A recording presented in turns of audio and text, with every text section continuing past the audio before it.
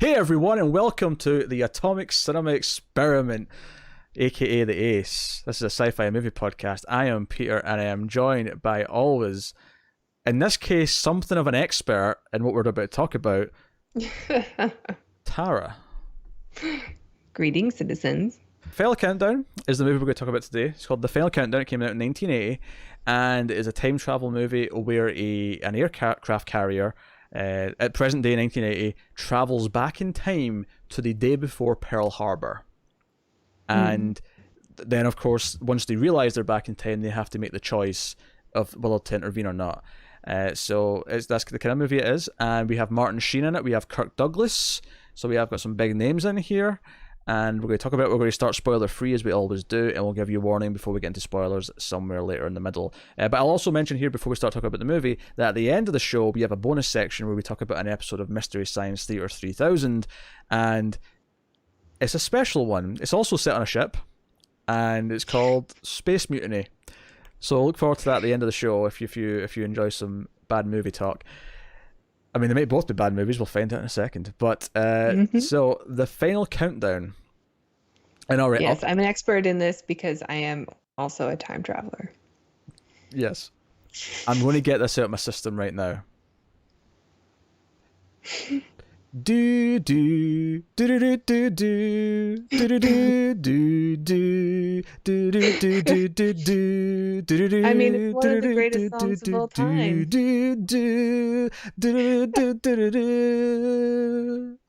Right, it's out of my system.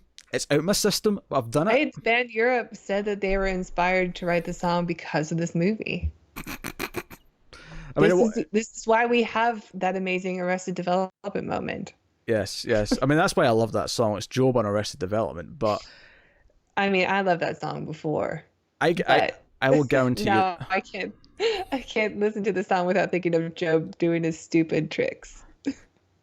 Does that with a knife in his mouth, with the cards. That's what I think about when I hear this song. That and one other moment specifically. An illusion, Michael. A trick is something a whore does for money. So, or it can be.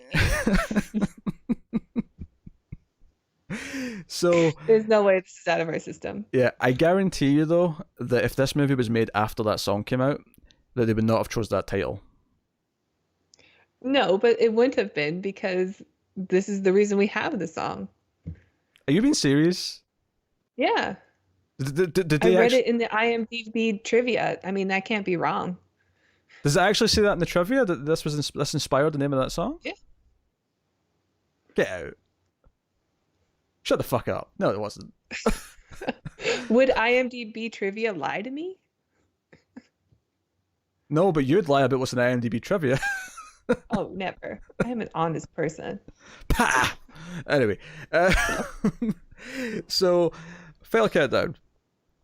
Yeah, so Martin Sheen plays this character named Lasky, who is a civilian. He works for this company, and he's ordered by his boss to go into this ship, this aircraft carrier, to basically assess how they do things and write up a report about what possible alternatives or what they could do to improve their performance, kind of thing. And the captain of the ship is Kirk Douglas. You may know him as the father of Michael Douglas. Or Colonel Dax. Or Colonel Dax. Colonel Dax from one of my favorite movies, Paths of Glory.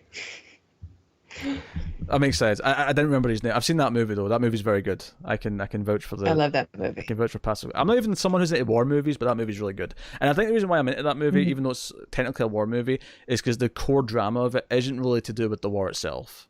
It's more about. No, but it is accurate. So it is something that it's a side of a war that you don't get to see in film. Sure. Yeah. Highly recommend. Early Kubrick, 10 out of 10. Oh yeah, that's the other thing. It's Kubrick, so of course you should watch it. Yeah. So he's the captain on the ship. I'm the captain now. Anyway, so he's the captain, and we meet some other characters. There's another character that's very important here, who's called Owens, or shortened to Dick, because his first name is Richard. They call him Dick, and he's kind of on there. He's like another main character. And the ship goes back in time. He's a pilot, or he's in charge of the pilots. Yeah, he's in charge of the pilot. He's a pilot himself. He can fly stuff himself, but he's in charge of the pilots. Yeah. The air commander or whatever his designation is. I don't know. I don't know these names and terms and I shenanigans? actually don't know either. Yeah, because while you were in the Navy and on a big ship, it was not an aircraft carrier. It was not an aircraft carrier. We did have two helos, but it was not an aircraft carrier. Yeah, no jets coming in and landing on a runway. But yes, I did spend 3 years living on board a ship in the ocean. Yeah, so this was so I'm actually going to get my first problem with this movie out of the way. All right. Go ahead. All right. So actually, before I even do that, did you enjoy the movie? Did you enjoy the film? I've seen it before, so I kind of knew about how I felt before I Yeah, I watched have it. not seen this before, but I really wanted to see it. One, because it was a Navy movie. I do kind of enjoy those. Two, it's a war movie, and I love war movies. Sure. And three, it's a science fiction movie. That should probably be number one, actually, since we're on a sci-fi podcast. Yes, welcome. Fix that in editing, right? Just make that number one. I will totally fix this in editing. Thanks, man. So, did you enjoy? Yeah, I've been really wanting to see this film. I knew you had already seen it, but I wanted to add it to the list as soon as possible because it's been on my radar for a while, but I hadn't watched it. So yeah, I did like it. Yes, you did like it. You enjoyed it. So I have two complaints about this movie that kind of drag it down, and they're both kind of big complaints. No, I actually still don't dislike it. I think there's some good stuff in here. I have a relatively enjoyable time watching it, but I don't think it lives up to the potential of the premise or what it could be. And I totally agree. Fantastic. But my first problem before, because I think I have things to say about that as well. Yeah, I think a lot of the problems there with that one, I'll talk more in spoilers about rather than spoiler free. I think the one thing I can talk about in spoilers though, and this was a movie that was made in conjunction with the Navy. They got like special approval to film on a real ship, and the Navy were there to like show off all their toys. Yeah. So there's a lot of airplane porn in this movie. If you like airplanes, if you like ships, you will love this movie. I'm almost mad. They spend a lot of time showing you it. I'm almost mad because it's not exactly what I was going to say, but you stole the win from my sales there, because the exact thing I was going to say is that as I was watching this, there are certain portions which just start to feel like someone who really likes playing is jacking off behind the camera. And it feels like just like, look at this plane land. Look. It is cool. Oh my god. Yeah, the people that have to freaking fly jets onto an aircraft carrier are insane. Like, and you get to watch it in great detail in the movie, and you're just like, possibly holy too shit! much. Like, I don't understand how it's possible. Just reading about it and then seeing it, you're still like, how do people not die every single time they land? Possibly too much detail. I think, like, don't get me wrong, it looks impressive because it's really happening. There's no visual effects here. They actually just landed planes on a ship and filmed it. In fact, it's all a recruitment video. Yeah, and one of the times even like the landing stick thing broke, so they had to use a big net, and that's real. They cut that in film and used it. Yeah, I had no idea that was a thing. Like that they had a backup system for catching an aircraft. Like and how terrifying. Like you just have to be caught in a net. I didn't know that. I think my problem with this is not so much that it's there. I'd be fine with these scenes being there if there was more of a reason for them to happen. But truthfully, it's just there to show off. Yeah, there's very little story reason to actually see these things, and it does it gives this film a feeling where it's like it's more concerned with being the Air Force porn than it is with actually just making a good story. And that's for me. Well, it's not Air Force though; it's Navy. Navy, sorry. Yeah. Sorry. The Navy works. There are some Marines on board, but there's no Air Force. They have their own thing. I apologize. I'm thinking about planes. I said Air Force. Yes, they're the Navy because they're coming from an aircraft carrier. I apologize. Oh, it's okay. I wanted to stop before the comments. Before the comments. Actually, Joe, it's funny. I once referred to someone on a ship as a soldier, just kind of like nothing comment. I just said I was a guy in a uniform as a soldier, and there was like a snarky comment about it's a sailor act. I'm like, I know. Give me peace, right? A military person, yeah. You know what I meant, all right? It's someone in an armed force, okay? Yeah, they're wearing a uniform. Yeah. Jesus Christ. All right. Anyway, I'll do my best. To prevent angry comments or actually comments. Yes, actually. So they spend a lot of time really jacking off to the planes landing and the inner workings. There's a lot of montages of people doing their jobs and directing traffic and in the control room and whatever. Um, so yes, it was made just with the bridge in It's this all case. incredibly accurate. Yeah.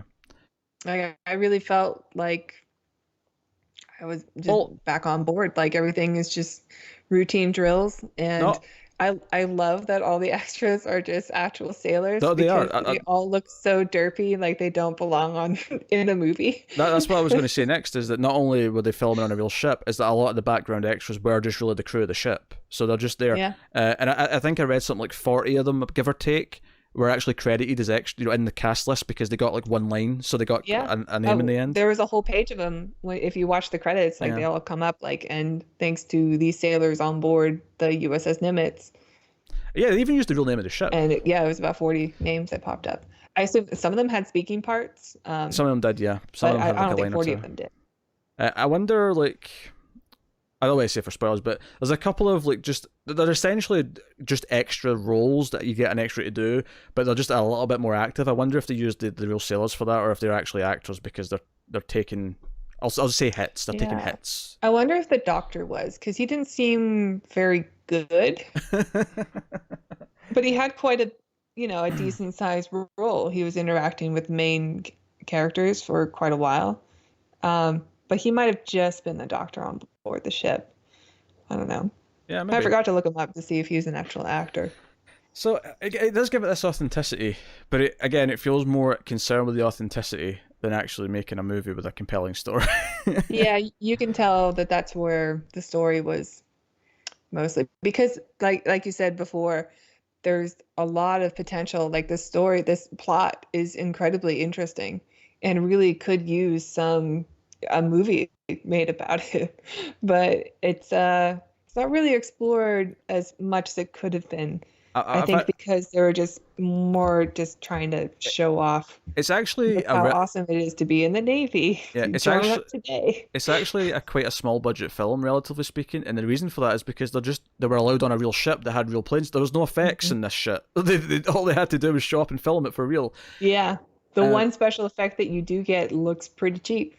It does. The vortex storm they go into, which travels them through time, that is the one thing that looks really bad. Yeah, I think 1980, you kind of expect a little bit higher quality than that. Yeah, I mean, I guess the only thing they did was at one point there's some Japanese planes. I assume they had to, get some models out. Yeah, that's why I was on the trivia. I was trying to see if those were real, like, authentic World War II Japanese planes. Because usually, like, they'll just get something newer and then just paint over it and say that this is what that was, or they use stock footage. But in this movie, I didn't actually find whether or not it was. There is some stock footage when they're going through the portal. At one point, there's like some black and white footage of like Pearl Harbor happening. It's just to show like kind of what happened in time. That's just stock footage. I don't think it's stock footage. I think it's I read from it. the movie Tora Tora Tora. Like, it's from another movie. Straight up from another movie. Oh, that's not because of stock footage. Is it? I thought that was made for the movie. Well, no, but it's still like if you're using it from a different movie, it's still stock footage. You didn't shoot it for this movie, therefore it's stock footage. It doesn't matter. Okay, so it's stock footage from another film, but not from. Yeah, it doesn't matter if it was the real thing or not. It's just like if I insert a clip here from our review last week, that's technically stock footage from the last review. Yeah, I guess I didn't know the official definition because I've always heard stock footage as like when you want to show a nuclear explosion, you just take a mushroom cloud from stock footage of a newsreel or something. Yeah, I should correct what I just said. I don't think it would count if we used their own clip. That's not stock footage. It's stock footage because they sourced it from a completely different production that had nothing to do with them. Right. Okay. Yeah. Anyway, someone's going to correct me in the comments that I've said that, and I've been so hard on it. But I can't help you with this one. It still counts as stock footage. I'm positive it does. Even if it doesn't, the point is that it's not their footage. They used footage of something else. Oh yeah, I'm sure most of the budget just went to Kirk Douglas, who's way too big of a name and movie star to be in this movie. Oh, absolutely. Yeah, even Martin Sheen maybe. He's too good for it. Yeah. Yeah. I mean, although I have to say, Martin Sheen, I'm not the biggest fan of him. Most of the movies I've seen him in, like he's okay. I think he's a little overrated, but I actually did like him in this movie a lot. I think this might have been my favorite role that he's done. This one, all the West Wing fans are just typing their angry comments right now. Okay. I've never seen The West Wing. Mm-mm. I'm not really an Aaron Sorkin fan. I have not seen West Wing either. To be fair, I did like season 1 of Newsroom, so I might like it. I might I like did it. not like season 1 of Newsroom. That's I fair. tried. I'm not a Sorkin fan. I like Jobs. You, Steve you, Jobs. That was a good movie.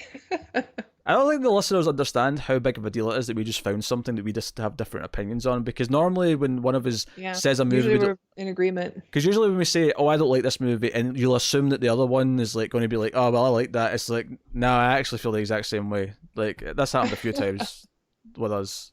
Like, Yeah. most Wow, that's a good recently, deal. Garden State was brought up by one of us. And I was just kind of like, yeah, I Or hate like that movie. Garbage State, am I right? Whoa! And then there were some other films we agreed were overrated. I'm not going to bring those up though because those will get comments. And I'm It's not, too heated. yeah, that's too heated. I'm not doing that today. People will turn us off. We'll do a special one day. Films that Peter and Tara both think are overrated, and then just get the hate. Yeah. Clickbait, baby. Clickbait. All right. Where was it? Yeah, Kirk Douglas is very good. He's very likable. As a captain. If anything, I feel like he's too laid back for a captain. I thought he feels like he should be more stern. Yeah. I could see that. But I mean, for a movie, it's good because he's very likable. casual. Yeah, he's a very casual But captain. I don't think he's. I don't know. I think he's still believable. Sure, he's got like a gravitas around with him. You know, he's like you respect him. You feel like he's been through a lot. He's got experience. It doesn't seem like he wants to be in this movie, though. I think he knows he's too good for it. I And wouldn't. it's probably because he's not surrounded by actors. He's surrounded by True. sailors. He probably feels out of his element a little bit. I think I'd describe Unless it you more- disagree. I think he's happy enough to be in the movie, but I think he was happy to do the movie because it was an easy shoot because they're just on like, the one location for the whole thing. Like there's no, Yeah.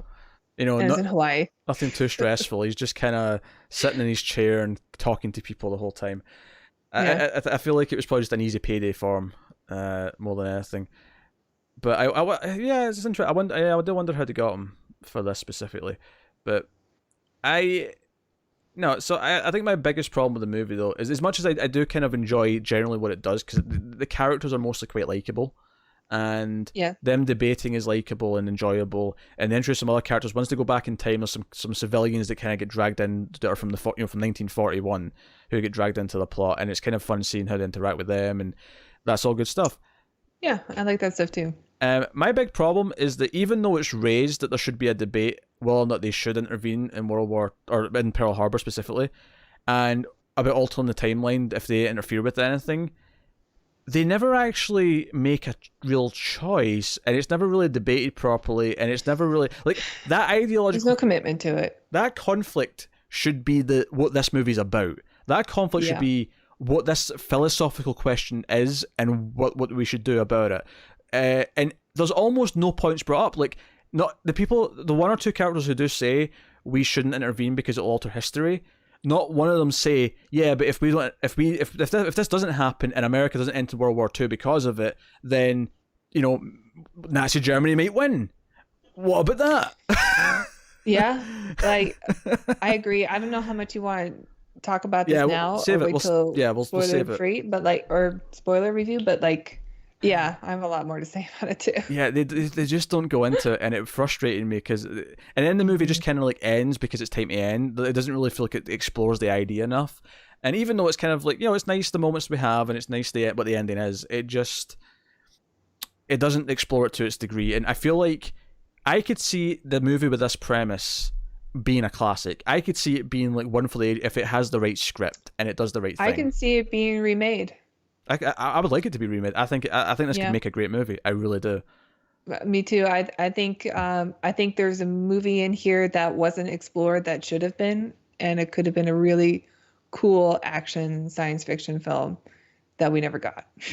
Yeah, I mean, for me, it doesn't even have to be an action movie. It can just be.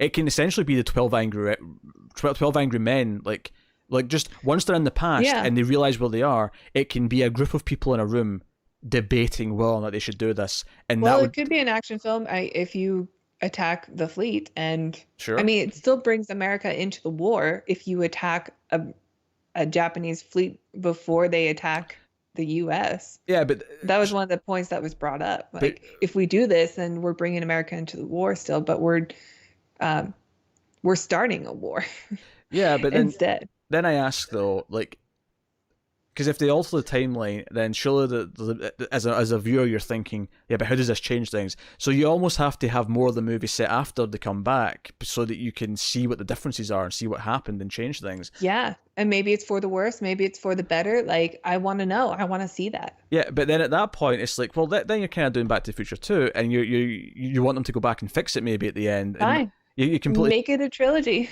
I'll watch it. Oh, sure. But what I'm saying is I that think it's fascinating. I think it's such a cool concept that wasn't explored in this movie that it was supposed to, because they were too busy like showing the pilots' dicks come out of the plane so they can land on a carrier, which is an awesome shot, but like we get it. do you know, like, I agree that this would be a fine idea, but I think what troubles me the most about this is that I don't think it even has to be any of those things. Like I say, this movie is so much about just talking about it, because there's not a lot of action. Like, once you take away out the landing scenes and stuff, it's mostly them inside talking about what they should do and where they are. I think but that's the movie. the best parts. Like, I want more. I think the movie, like I say, I think it could be 12 Angry Men. It can just be that. It can be the discussion. It can be a philosophical sci-fi movie about the idea. Some of my favorite sci-fi movies are just people in a room talking about the thing, but it's it's invigorating, because, or something like Coherence, where it's just in a house, and we'll totally do that one day. I know I've done it with Matt before, but you've not seen it. We will totally do that in the show one day, because I think you'll love that. Okay. But like, Yeah, that's the best part of Star Trek.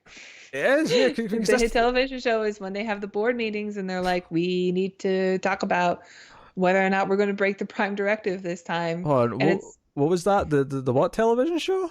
the hit television show Star Trek. All of them, like not just one series, but all of them. Even Voyager? Well, with the exception of Discovery, because they don't really have ready room meetings Sure. in that show. Instead, they do everything on the bridge, which is, fun and actiony, but I kind of miss that. Lens flares, Dutch angles. We're Star Still Trek. a 10 out of 10. We're Star Trek for the 21st century, baby. Yeah. I enjoyed season know. 2. I enjoyed season 2. I'm making fun of it to make fun of Tara, but I enjoyed season 2. I did too. Yeah, quite a bit in fact. 10 out So. of 10. Not a 10. Not a 10. 10 out of 10. I'm here to skew the ratings. Yeah, your rating at the end of this is going to mean nothing after you've said Star Trek Discovery is a 10 out of 10. This is not a Star Trek movie, so it's not a 10. I feel like If Star it's Trek. a Star Trek 5, 10 out of 10.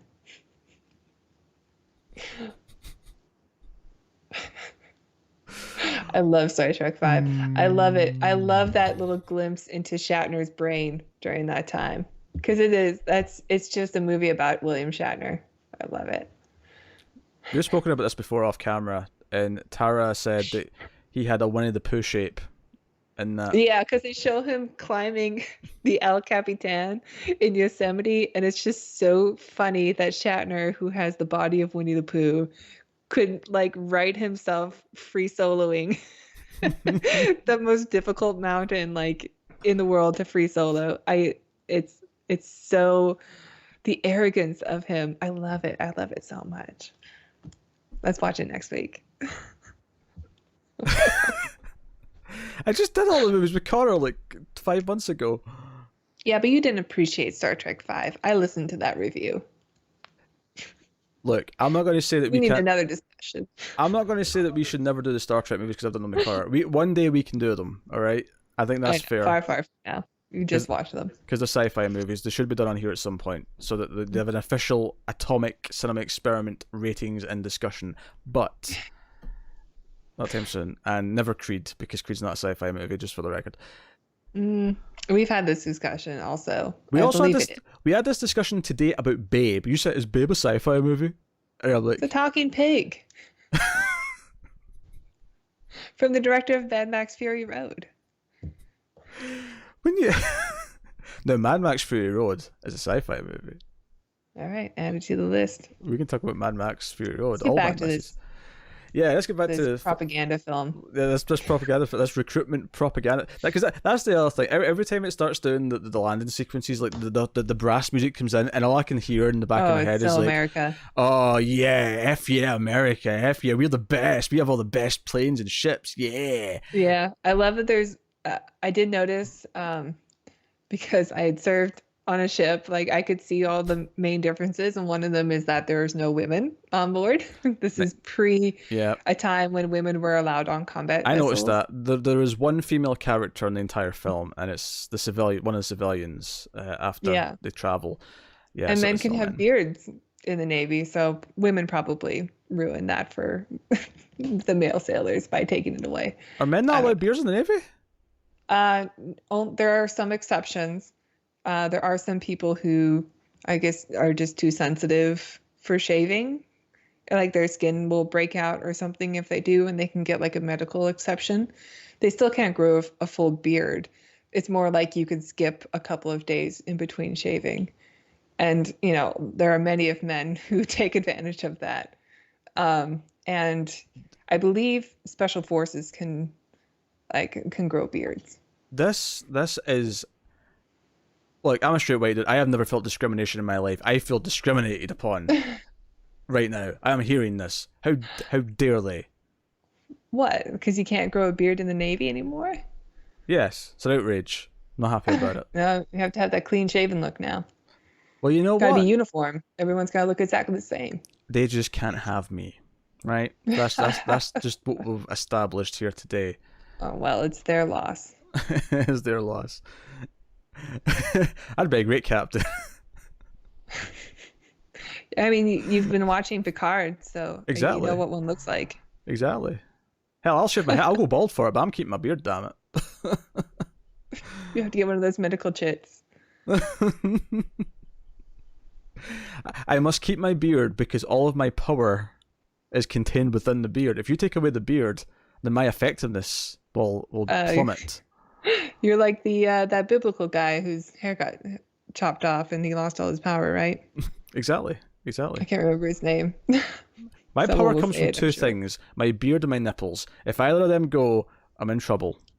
Wow, another thing we have in common.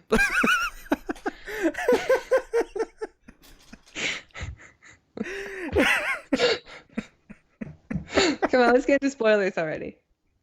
Oh, I can't believe you cracked that joke. I was just trying to make a funny nipple joke. You made it weird and booby. All right, okay. So, full spoilers for the final countdown. So we can talk about plot details and stuff. So they go back in time, and we get this small civilian boat that's relatively nearby. Within flying range, and it's a senator. Now, I'm going to assume that this was a real senator who disappeared mysteriously, or was this completely made up? I don't know if you know. Wait, I don't know what you're talking about. The Right, so- Russian ship? The No, no, no, Russian no, boat? no, no, no, no. The little civilian ship. There's like a senator on it in the 40s, 1941. How do you not remember this character? Oh, a senator. The senator. It's just your voice. Sorry, your accent. What did you think I was saying? Like a center? I don't know. Senator. Senator. It's late. Okay. I'm sorry. You're right. A senator. A senator. Yeah, I don't know. I was wondering that too, if he was a real person or not. All I right. think he's probably made up for the film. In future, I will say the word senator in an American accent just so that there's no confusion between us, alright? Yeah. You do. It's senator is not a Scottish friendly word. Senator. Because you don't pronounce the T's. Senator. There you go. A senator. Okay. Senator. Yeah, there's a senator on a boat. Yeah. On a yacht. A On a very yacht. small yacht. Yeah, he's got his secretary, who's like another main character. And he's got like another friend dude who's there, who gets shot quite quickly by the Japanese who find them. And the I idea was that fine with it. yeah, they have a very sexist conversation. Now, admittedly, the senator goes back to her afterwards, and the way they're with each other makes it feel a bit more comfortable. Like they do joke with each other about this. Yeah, and she says something very real that's actually quite sad. Where, because the guy asked him, "So have you slept with her yet?"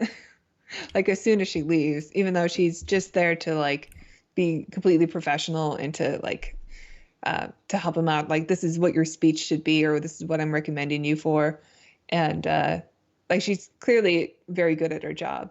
And as soon as she walks away, the other guy who's leering at her the whole time is like, "So have you slept with her yet?" And the senator is like, "Nah, that's boy talk or whatever." Like he's just trying to play it off, play it cool, and then goes and talks to her, and she's like, "So did you tell him that we slept together?" And he does do that thing where he's like, "I want to." Yeah. And even though he admits to being married, he does get kind of gross. And she has like a real line where she said, "I guess, it's going to be something that people assume about me. Like, Yeah, I'll just live with that. it's a Yeah. shame. I'll just have to, yeah, I just have to live with that fact." Like, Yeah. It's walking a very fine line where they're trying to like clearly date him and the type of character that he is, but they're also mhm. trying to make him somewhat likable. Like he's not like this awful person. But what he does say is inappropriate. Like if that was your employer, and I mean, the one thing that makes it feel a little bit better is that because her sort of jokingly saying, "Well, did you tell him I slept with you yet?" Is as if like she's aware of it. She's cracking the joke first, and it makes it a little bit more comfortable. But at the same time, him saying, "Well, I want to," Yeah, it's inappropriate. Of course, it is.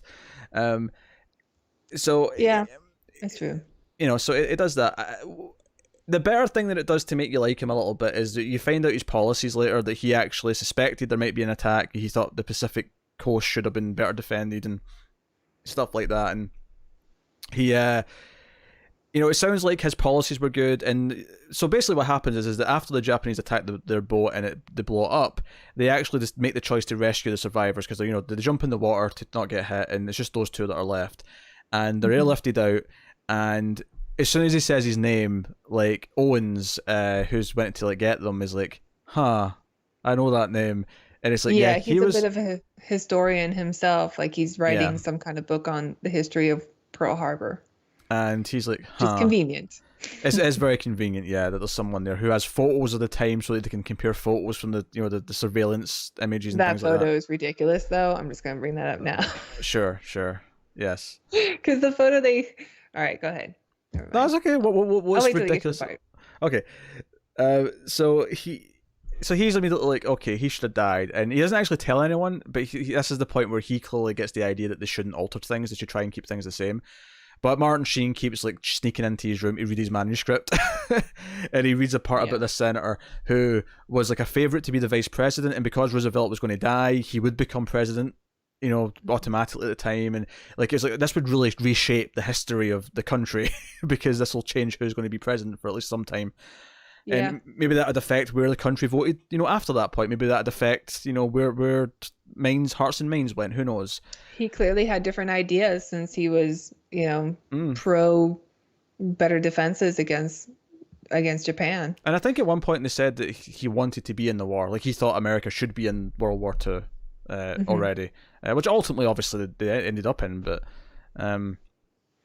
it raises all these questions, and unfortunately, that's kind of as far as we get. As we get one scene where he talks to, Sheen's like, think of the possibility, all the mistakes we could fix from the next 40 years. And my first thought was like, yeah, but you're going to start changing things. So ultimately, what happens in 30 years won't even be relevant because things will be so different, probably. Right. And he's also the one who brings up like the time travel paradox Yeah, of, if I go back in time and kill my grandfather, how can I be alive to do that? yeah. And uh but he still seems very excited by the idea of having this nuclear powered ship in 1941, or when they're about to enter the war. Like And this is, and seemingly for the next 40 years, what they can do, what kind of power that will give the Because at one US. point, the senator says something, and he's like, "Oh, we're going to take on the Japanese fleet." And he's like, "With one ship," and that was part of the where I felt the wankery. You know, the like, look at all the shit we've got now, like how cool our navy is now that we could take on an entire fleet from Yeah, 1940. but there is a pretty cool shot because not only do they rescue the civilians, but they do shoot down the two Japanese fighter planes that blew Mm, up the yacht, and they bring the one survivor of the Japanese pilot on board, and you can see in his eyes like there's one shot of him just like on the carrier like what am I standing on? Like this is yeah. not what we're ready for. We're not prepared for this. And I thought that was a really good shot, and I'm glad it was in the movie because I mean this is the most interesting part of the film. And the sad part is that it does kind of feel like an afterthought. Like as much as we've Yeah. brought up a couple of lines that Martin Sheen has and that Owens has about altering the timeline, that's it. That's the extent of it. And it's a shame because when I talked about how the film should revolve around this, because the captain immediately is kind of like, okay, we'll be quiet for now, but ultimately he gets to the point where he's like, look, we're part of the U.S. Navy, we're here to defend the country regardless of when, where, and how. So we're going to Yeah. intervene. And I love the idea that what should really happen in the film at this point is that there should almost be kind of a mutiny where there's like two camps. There's like those who Hmm. believe that they shouldn't interfere because it'll change things, and then there's those who are just like, no, duty no matter what. And Yeah. that should be the It's debate. such an interesting concept. Like, Yeah.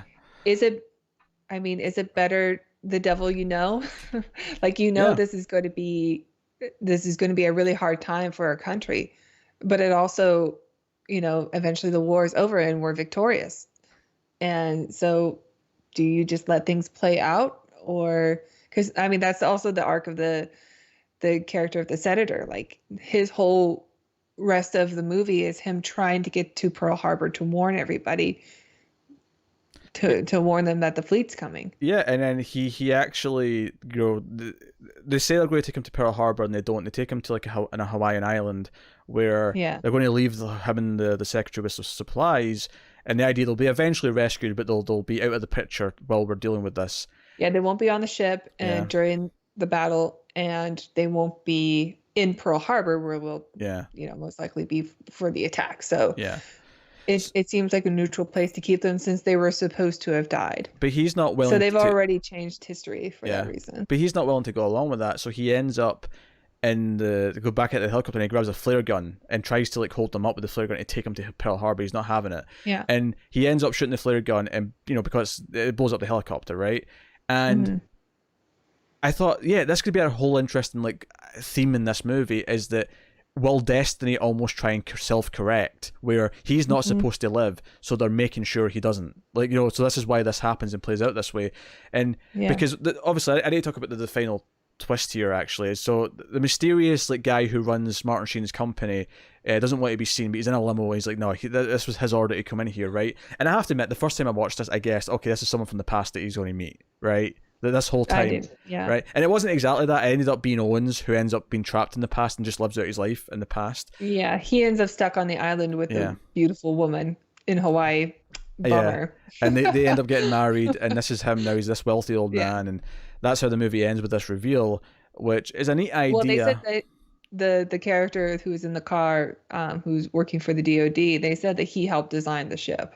Yeah. And Makes sense. the way I was reading this, and again, I wish the movie went into this more, is that no, they always went back. And that's why this is okay, is because they always had to go back and they always intervened. And the mysterious disappearing of the senator was Mhm. always this. It was always he went on the ship and then ended up exploding. And he always went back in time and then lived through, the next 40 years. Yeah. Like, I mean, as far as time travel goes, it's pretty clear, or pretty clean, especially compared to like other time travel films Sure, that you yeah. watch. But they really do you know, dot every I and cross every T. Like it's good, but it's not very interesting. yeah, like I think that resolution's fine, that they were always going to come back, and the reason why they haven't messed up time is because they were always going to be involved as much as they were. That always happened, right? We're in a bit of a time loop, but it always Yeah. happened. Because the time vortex thing shows up again as they're approaching the Japanese fleet to take them out. Yeah, I mean, So they don't actually get to intervene at all. again, going back to the idea that Destiny's like making sure things play out as they should, like it sends them there in the first place because it knows it has to, and then ultimately sends them back before they do anything they're not supposed to. kind of thing, Mhm. right? You could almost read it like that, and like I just wish it spent more time sort of delving into that. Like it's such an interesting idea, but again, you make the core thing be the debate. Be a debate: should we intervene or shouldn't we? Yeah. And then to have that be the debate and have people bring things up. Well, if we do this, then this happens. Maybe the war ends sooner because we do this, or maybe, or maybe it just plays out completely differently because, like, like I mean, arguably you're saying, yeah, okay, they're still technically declaring war on Japan by doing this, but does it happen the same way? Does America like react as harshly, when they kind of started it almost versus when, Right. Would they have the support of the American people? yeah, Because, the Americans entered the war late, yeah, and most people did not want to be involved in whatever was going on the other side of the world. So if we attacked a Japanese fleet, like that's not the same as protecting or like retribution for them yeah. taking out our Hawaiian base. Well, I mean, it's if you want to look at it from a human history point of view, it's a little sad that it had to be retribution, but Yeah, I won't get into but that. it would change your mind, Yeah. when after you've been attacked. Hey, as someone who is currently not speaking German, I am more than happy that the US decided to get into World War Two. Well, you're welcome. I'll never do that again. Yeah, please don't. Hey, for the record, you colonials have gotten a little out of hand. I feel like, need to step in. Yeah. Yeah, you're not wrong. You've elected someone that's clearly a cry for help. So Hey, I'm Canadian, all right? Canadians are still I get to colonials. play whatever card I want. I'm both. Oh dear. Yeah. So, but yeah, no, it's interesting. Like all these things that would have changed, and how would they have changed? Like because like I really wanted to. There's a TV show on Amazon called The Man in the High Castle, and I wanted to love that show because it was this great idea of an alternate world where Nazi Germany and Japan won World War Two, right? And like I've heard of it. the US, like I remember like being really fascinated with the mythology. Unfortunately, I thought like the middle 8 episodes were just like spinning their wheels and wasn't that interesting to watch. But the start and the end of the season, because there's like the fourth season's coming, that's going to be the end of the show, and some people really like it, so maybe it got better. But I feel like it was spinning its wheels a lot. But I was fascinated by the mythology because in the opening like episode, it kind of showed you this map, and it was like, okay, like the west coast of the US is Japanese now, and the east coast is all Germany, or more specifically Nazis. And it was like, this is interesting, like how they divvy up the country and like how this works, and how people still speak English, but they're also expected to know the other language of their area. And it was just really fast. I was like, yeah, maybe this movie should sort of get into debating what might happen if this like, who knows, maybe this could lead to losing the war if they intervene. As much as they'll have superior firepower, maybe this like inspires Yeah, the you never opposition. know. Yeah. I mean, that is one of the great points that should have been explored. Exactly, yeah. Like, sure, yeah, maybe this happens, but maybe this, like I can't remember the timeline exactly where we are with like the atomic bomb, but like maybe this doesn't inspire like the effort to like get that Manhattan Project like going along at the same pace. I'm assuming it wasn't like done yet because it's only 41 and the first bomb wasn't dropped till 45. Yeah. I meant to Well, I think that was inspired because the Germans were building something, and so yeah, like Oppenheimer knew or something. yeah, And anyway, yeah. yeah. Actually, my knowledge, like, It's been a while. yeah. I learned a lot of It's this been a while stuff since I took a history class. in high school, but I mean, it's all went. No, in fact, no, I wasn't in high school. World War Two, I've not done since the equivalent of grade school. Wow. I did World War One in high school, and I did like the rise of the Nazis, and I did the Cold War, but I never. So World War Two is a long time ago for me in terms of learning about it. So the details of it, and I imagine at that age they were probably a little bit. They softened some stuff because we're so young. Like let's not traumatize the kiddies, teaching them about all sorts of things. Whereas when I was in high school and they were telling us about mustard gas, I was like, yeah, so this is what mustard gas did. Oh yeah. God, World War One is so brutal. Oh, it's so Like brutal.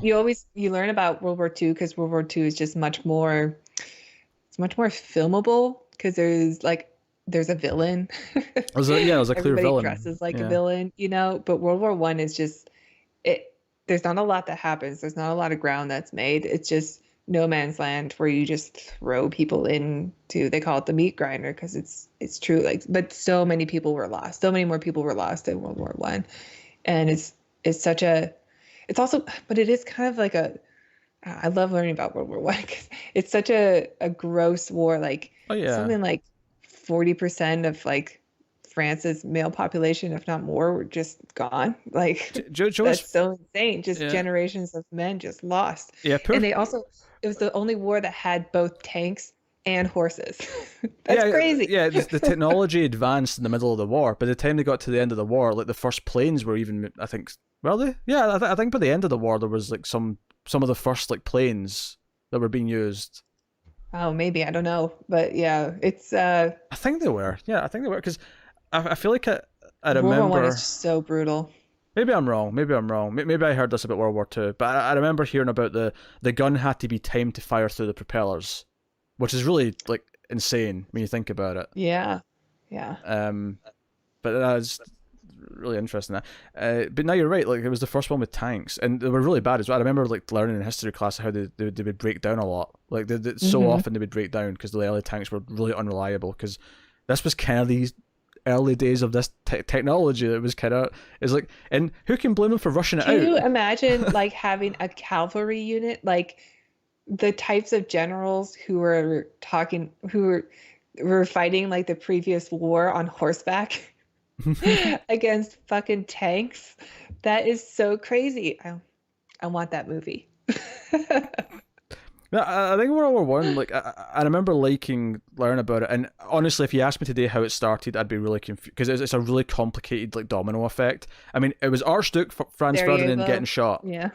That was the straw that broke the camel's back, but it's not the sole reason. That's just kind of what ignited it. But there was a lot of like dominoes set up around Europe to ignite it. But I like it was fascinating to learn about, and just because I remembered we watched all of Blackadder Goes Forth as like we'd watch like one of those a week in history class. But I've never seen it, well, Joe was really good at it because but you obviously brought it up before. yeah, it's a comedy with Rowan Atkinson, right? And this was they'd already done a series based on other like periods of history. But what was But so he's good not about playing Mr. Bean. sorry, But he's not Mr. Bean. he's not Mr. Bean in this. No, he's a really sarcastic prick in it, or a really cynical prick, I should maybe say. But he's basically a weasel who's constantly trying to get out of going over the top, on no man's land, and it's 6 episodes. But what was really great about watching it after having studied it in depth in class was that all the little jokes they put in that was really specific and really referenced the time period. We got all of them. It was like a really, it was a really neat, as much as it says like, oh, you get to goof off and watch this comedy. It was actually a really neat way of enforcing a lot of the stuff we'd learned. Plus, it probably made it a better comedy. Yeah, and it was It's really got funny. the jokes. Yeah, Yeah. Stephen Fry was in there, and Yeah, I watched my class watched Doctor Strangelove after reading about the Cold War. oh yeah, And that like improved my viewing by like 200% Do you know, when I watched it too. I did Like, Cold War in that same class. We never watched Doctor Strangelove though. He went for a more serious version that's based in the same book. I think it was just not Red Alert. It was something like that though. What's the book called? It's something like I that. don't know. Code Red. It's definitely not as good. It wasn't as good. I mean, it was a fine little drama. Don't get me wrong, but it wasn't Doctor Strangelove. It wasn't the satirical take on it. Well, if anyone's interested in World War II or World War One, watch Passive Glory. Watch Pass of Glory and watch Blackadder Goes Forth. Yeah. I have to add that to my list. And yeah, and I'll give you a slight spoiler. Despite it's a comedy and it's really funny all the way through, the ending's actually really sad. Oh, okay. Because it's World War One. In fact, I'll spoil one joke from the last episode. They think they've got out of it. They think the war's over. They think they've heard over the wireless, as it was called in the day, that the war is over. And he stands up, and says, "Oh, this will be a day that's celebrated for years. The war ended on," and then he says a date, and it's like 1917, and it's like a really dark laugh because he's like, "Oh, it's not. Oh. There's another year. Oh no." But yeah, look at this movie making us talk about or us learning about World War One and Two. Yeah, I mean, I love learning about history. That's why I love war movies also for that reason. I hope that they're as accurate as possible because that's where I get most of my knowledge from now. A lot of what I learned about World War Two, if I remember right, was a lot about what was happening on the UK during the war. It was like the idea of everyone having to do blackouts, and you get fined if you let any light show through because they didn't want the planes to know where the cities were. Oh, wow. So everyone I was. don't think I've ever heard that fact before. Oh really? No, legally you had to cover all your windows, and if there was any light peeking through your windows, like people went out to check, you were fined. For Wow. yeah, and then you also had all the some of the kids from the bigger cities were sent to the country to live with other people for a while because the cities Right. were deemed Because if you're going to dangerous. bomb a city or invade a city, you're going to invade a big one. Yeah, Yeah. so no, it was just chaos. Like like while the US was just enjoying life as normal during the start of World War Two, the Yeah. Well, UK was Churchill's like begging, yeah the UK is just begging, like please. living in fear because we're close enough for planes to bomb the shit out of. So, Yeah. yeah. I'm not gonna lie. I'm glad I wasn't alive during that period. I'm glad that I'm a little bit further Me ahead. too. Yeah, a little bit A lot of better. my family are, they're all immigrants. I'm an immigrant to the U.S., but my family's from Canada, and their family are from Germany and Austria, and they're all in Canada because of World War II, trying to avoid it. Yeah. No, I mean that's actually one of my other favorite things about. I think when you're a kid and you hear about the Nazis, and I know this is going way off topic, but when you're a kid and you hear about the Nazis, I think you just assume, oh, so Germany was evil during that time. But I think it is important to realize that not everyone in Germany wanted to be a Nazi or approved of what they were doing.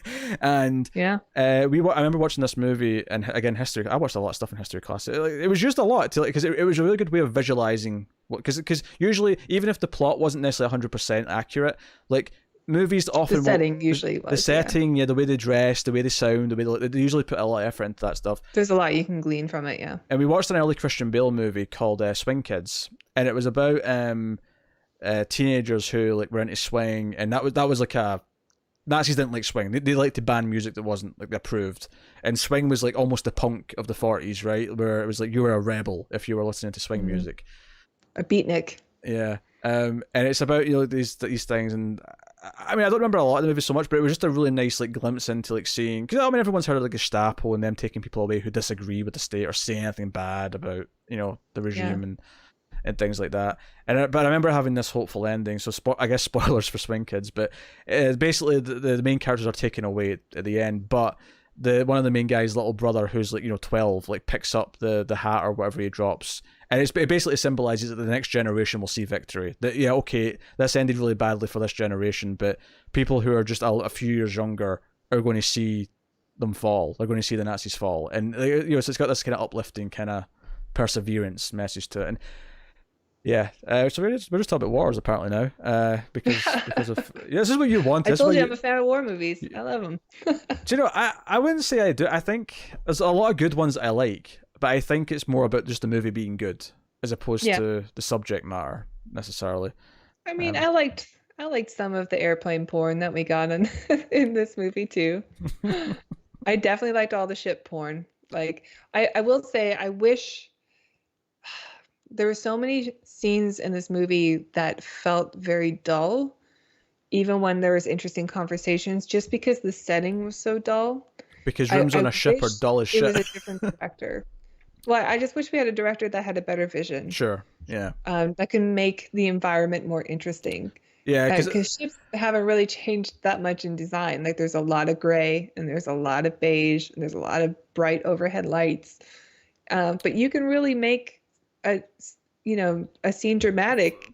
for Just example, sound I can't. design in it. Like there was hardly any sounds except if you were on the flight deck. I can't And even. there's no atmosphere. I really was missing that in this movie. There is no atmosphere. You're absolutely right. It's very sterile in what it's doing. Yeah.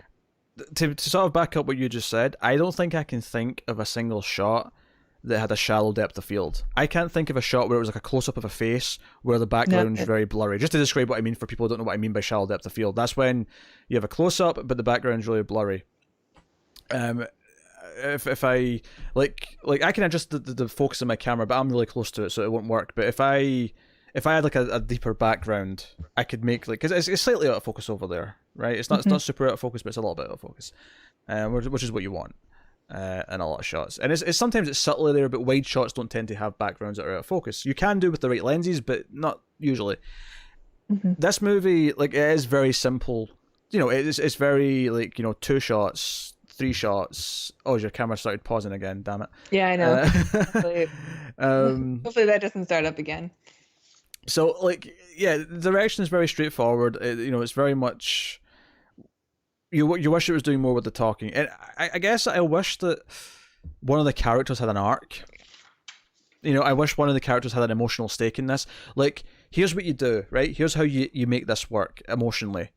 One of the people on the ship, maybe the captain, maybe someone else high up, their father is in Pearl Harbor. Because they're at the right age. Like, I think there's enough there, like, without it. maybe there is, but I just think that they don't explore anything. You're- Like, it's a really cool concept that doesn't get explored. Like you said, like, to have a 12 angry men, you know, meeting in the wardroom with all the higher-ups. I'm offering an alternative where if you give it like an emotional, like a character actually has an arc where they have to accept that they can't save someone they care about, right? That could be your emotional through line if you want it to be. And you'll have to like it, like it's fine, but I don't like it. okay. But like it would be something. I think there's enough there. The emotional arc of being the person at the top of the chain of command who has to make this decision of whether or not we change history is enough. But it doesn't really get explored very much. Oh no, I agree. If you do everything else we suggested earlier, like that would have the arc, because it would be this fight between 2 camps, and ultimately the end of the movie would be because the worst thing about the movie is absolutely like they're going to go and attack the fleet, and then time vortex just opens up and stops them. That's not satisfying to me.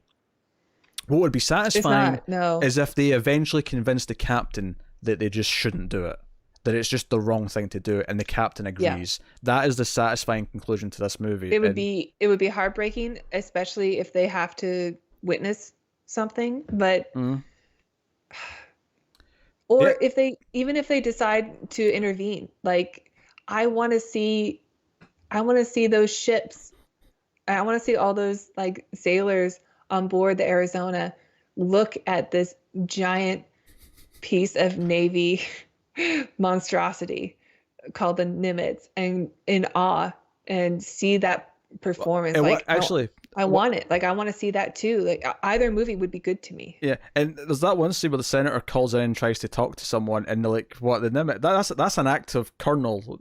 There's no ship called that. Like I want that Admiral. Colonel's reaction. Or Admiral, sorry. I want that Admiral standing there being like, "Wait a minute, that's my name." Right? Like either of those movies would be great. I think I prefer the one where they ultimately choose don't to. I think from a theoretical... You can still make the time travel work better, or you can just make this an alternate history movie. Yeah, you could do that, yeah. That would be fun. And you can do it with a consequence that pays off. I think that would be cool too. I think for me... when they show... I just want to bring this up because you brought it up earlier, or it came up earlier, the photograph. Yeah. In order to, they send out a plane to take pictures of Pearl Harbor because it's not reading the way it should, and it comes back and it's this old aerial photo of Pearl Harbor from 1941, and they take the Owens just happens to have a photo from the Smithsonian of Pearl Harbor in 1941, and it's the exact same photograph. It's just cut out and like enlarged a little bit by like 5%. It's so ridiculous. It's like, the same angle. It's same photograph. It's ridiculous. With camera technology hasn't changed in 40 years. I don't buy it. It's so dumb. Like they couldn't put a little bit of effort into making it look different. Yeah, I questioned that actually because I assumed the photo from the modern day plane would be better than that, like in color, for example. That's why I want this movie to be remade. I want to see Pearl Harbor as it was, with this giant Nimitz nuclear ship in the center of it. I want to see that. I get the desire for that. I think for me, I like the idea of like choosing not to and making it purely be about the talking. That's fine too. Yeah. I still want to see Pearl Harbor. Like I want to see it in this movie so that you can see the difference between the ships. The other thing you said there, though, that fascinates me is the idea that they don't get to leave before it happens. They have to actually hear it over the comms that Pearl Harbor's been attacked, and basically sit there and do you can nothing. make it like a truly dreadful, heartbreaking, like And we have to go through this like we were there because we are there now. Yeah, and it reminds me actually, there was an episode of Doctor Who this past season, and I know you're not a fan of Doctor Who, and I'm not even a big fan of Doctor Who, but there was one great episode, right, this season, called Rosa, about Rosa Parks. If you're familiar with the story of Rosa Parks. I am. I did go to school in America. Okay. Right. So basically, I think I learned about Rosa Parks when I was a student in Canada as well. Sure. My history is so confusing. Yes. Where's Tara from? No one knows. Everywhere. No one knows. But like Mars. Yes. So this episode of Doctor Who where they go back to the Rosa Parks incident, right? And it's just before that, and the idea there's the villain of the episode is basically done something to change the time stream so that the moment where she chooses not to give up her seat for the white guy doesn't happen, right? And the good characters have to basically engineer it so that the circumstances will happen. And there's this great moment where they want to leave the bus, right? Because they've got her on the bus. It's the right driver because the driver needs to be that driver because the driver comes up and confronts her. That makes the scene, right? But they realize that if they get off the bus, then there'll be enough seats for more people. They have to stay in the seats and they have to be right. And not only that, so they have to watch this horrible event happen. No, one of them gets up to leave thinking they're going and ends up being the white person who needs a seat. So he has to stand there and kind of be the one the driver's fighting for almost. And they're all and they can't intervene. They can't speak up and like say anything about the horrible thing that's happening in front of them. They just have to stand there or sit there in some cases and let it happen. And it's the best scene of that entire season of Doctor Who. I love that scene. It was this idea of like, of course you want to intervene. You want to tell this asshole to shut up and throw him out the window. Of course you do. But you can't because it has to happen. Or what she inspires by doing this will never come to pass. And like, yeah, give me that scene. Give me them listening or even seeing from a distance the destruction of Pearl Harbor, but choosing not to intervene because it has to happen. Otherwise, history won't play out the way it's supposed to. Yeah. That could be powerful. That could be powerful. Remake it, Hollywood. I mean, you're all into remakes anyway. Let's just do it. Sadly, I want it. Sadly, like there's fun elements to this movie. I like the characters talking back and forth, but there's nothing approaching powerful. Not even in the realm of it. No. Well, I do really like the scene with the Japanese guy when he gets the gun. Yeah, I mean, because it's the most exciting thing that happens. It is. Yeah. He basically he steals a gun. But it is a really good scene. Like it's tense. I felt the tension, and I was like totally into that scene. Yeah, he steals a gun He's just from... yelling in Japanese. There's no subtitles. You can totally, like, from the context, figure out what he's saying, or at least enough that you need to know. It's that was a really good part. He steals a gun from his guard. That's why I explain what the scene is. Sorry, I'm too excited. You do that sometimes where you'll bring up a scene and I'll go to just give a brief like summary of what the scene is so that anyone who's not... Because some people listen to our shows and don't watch the movie itself. They just like hearing about it. So you have to like give them the context, and Tara will just go on for like a minute and I'm like, Tara, I just need to tell them what it is before you say what you like about it. I'm still new at this. You're doing fine. It's a funny moment. It's fine. But he steals the gun from the guard, and the civilians are there. The senator and the woman's there. And Martin Sheen's there. Yes, Martin Sheen, not Michael Sheen. Martin Sheen, and Owens is there. So it's in this sort of isolated like infirmary kind of area, and sick bay. First question I have to ask here, though, I've got a nitpick. Why is your prisoner of war from 1940 not handcuffed? Oh, I don't know. I mean, he is in sick bay, but yeah, he probably should be restrained. There are armed guards there. Yeah, your armed guards who are shitty enough to get easily taken out. I don't know. Like, I like the scene a lot. Once the scene gets to the tense moment where he's got them at gunpoint, I love everything from that point on. The actual reason he gets to do that just felt a little bit like... Yeah, he would be restrained. He probably should have been, like, he seemed to be totally healthy, so he probably should be in the brig, not in sick bay anymore. I mean, But I mean, there are armed guards there. I But yeah, will they're I will probably good. accept they want him here because they don't want him to see how advanced the brig is, right? They don't want him to see any other parts of the ship. And this was like just for argument's sake, they have to go through other sections of the ship to get to the brig. They don't want him to see any of that. So they're like, no, just put him here. But Okay, that's fair. just handcuff him. Restrain him to the table, whatever. Like, it just made no sense to me why I wasn't handcuffed. But yeah, once he has the gun on them and he's like just screaming things in Japanese and they're all kind of freaking out, they don't know what to do. And they have the translator on board who speaks Japanese, and he's like, over the comms, like kind of like translating.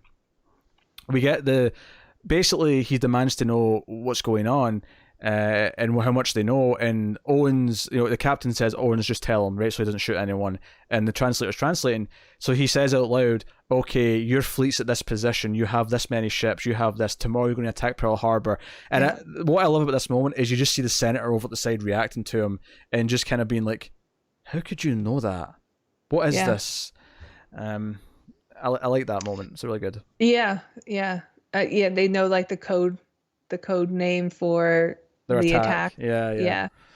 That was good. And I really do like the senator character. I think it was smart to make him not the bad guy in the movie. Like, he clearly is the opposition or what's in the way, but he's not a bad guy. Like, all he wants to do is warn Pearl Harbor, and all the Nimitz is doing is keeping him from doing that. They don't want him to interfere. His intentions are perfectly valid. You understand them, which is honestly why I think he's kind of a hero. Like, he dies trying to be heroic, and you can't really blame him. No, like, he's frustrating as an antagonist, because he is kind of an antagonist in the sense that he's working against our characters. He's an obstacle. Yeah, but he's not really wrong. Like, it's part of that moral debate that we should have more of, and I think he represents that side of it. Like, we need to get involved. We need to do something. But at the same time, is it morally right just to not tell him? Like, you could just tell him. You could try and explain it to him.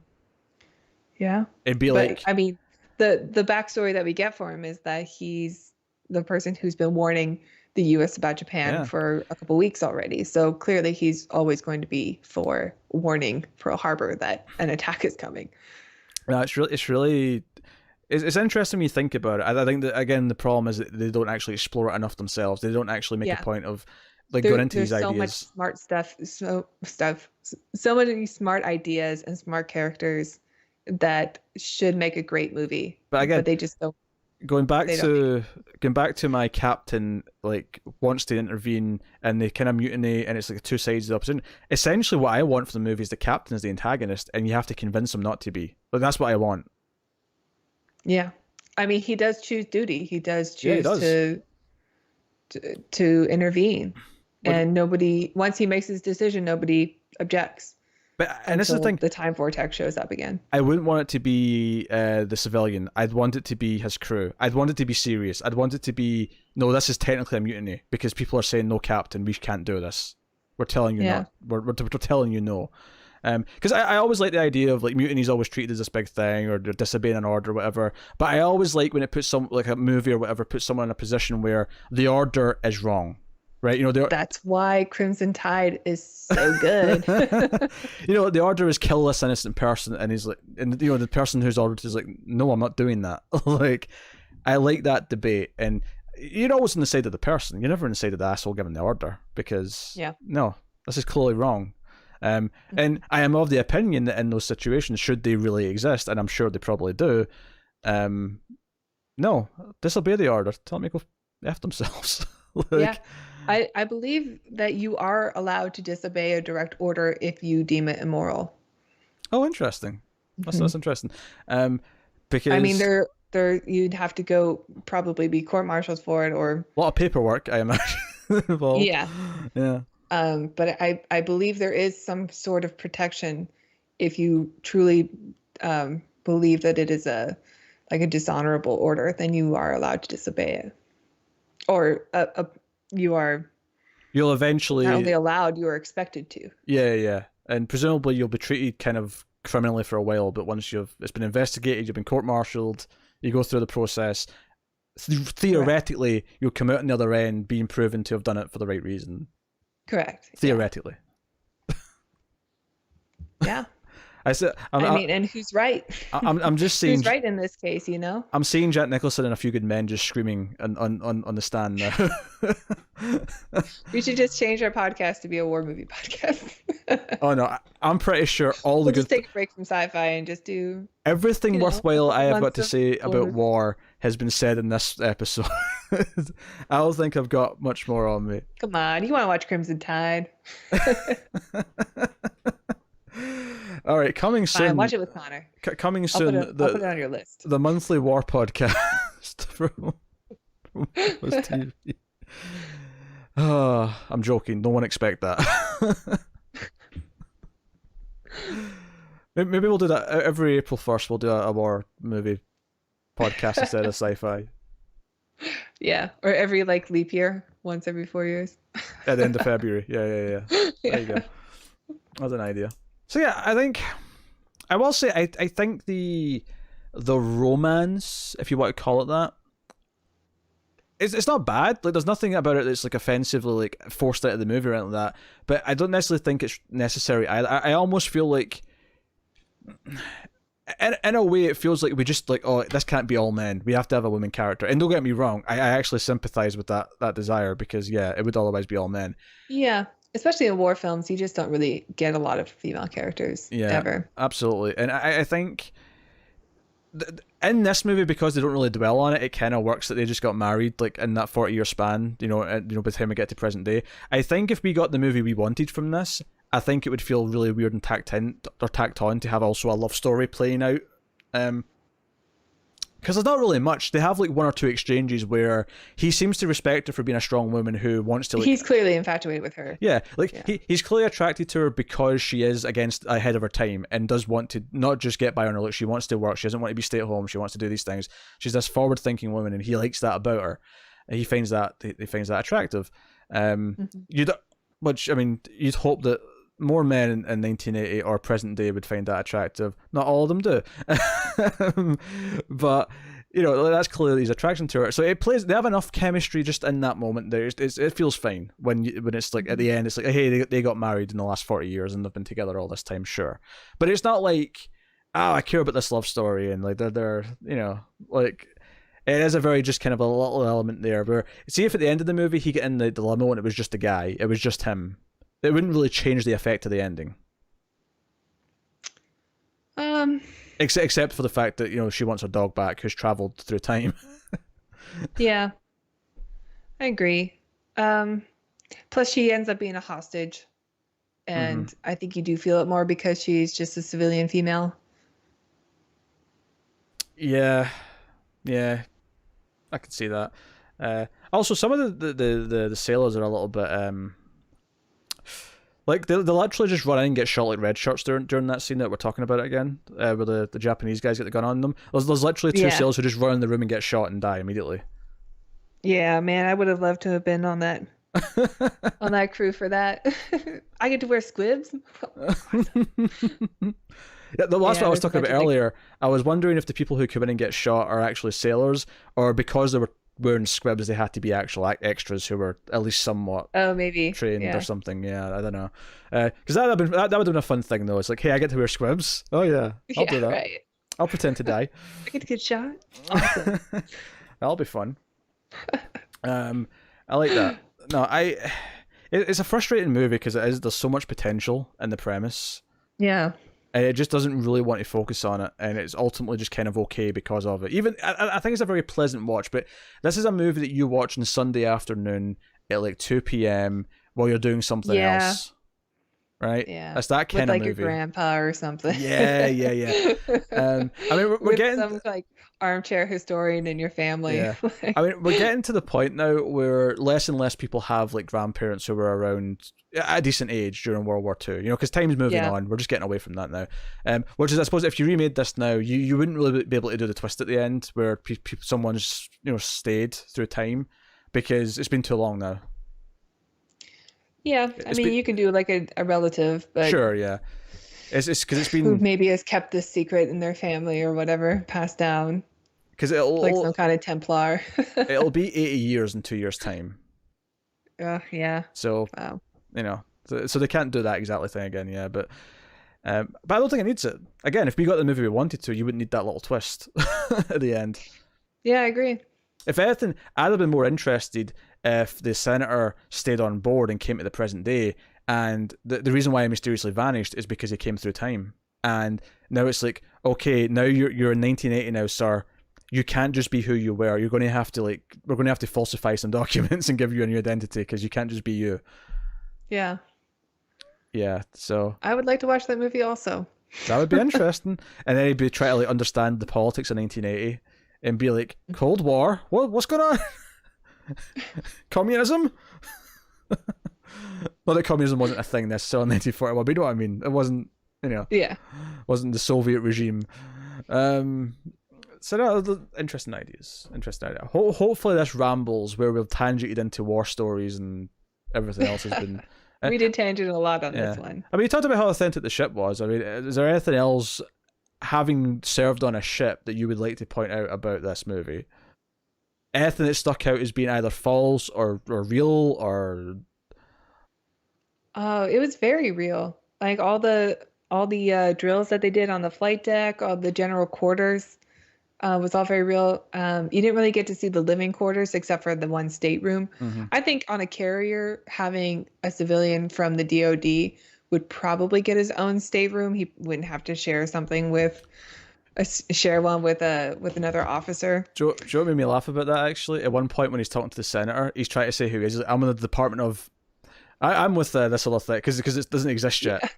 The Department of Defense doesn't exist yet, so he's just kind of like, oh, I'm with the Navy Affairs, or something like this. That made me laugh.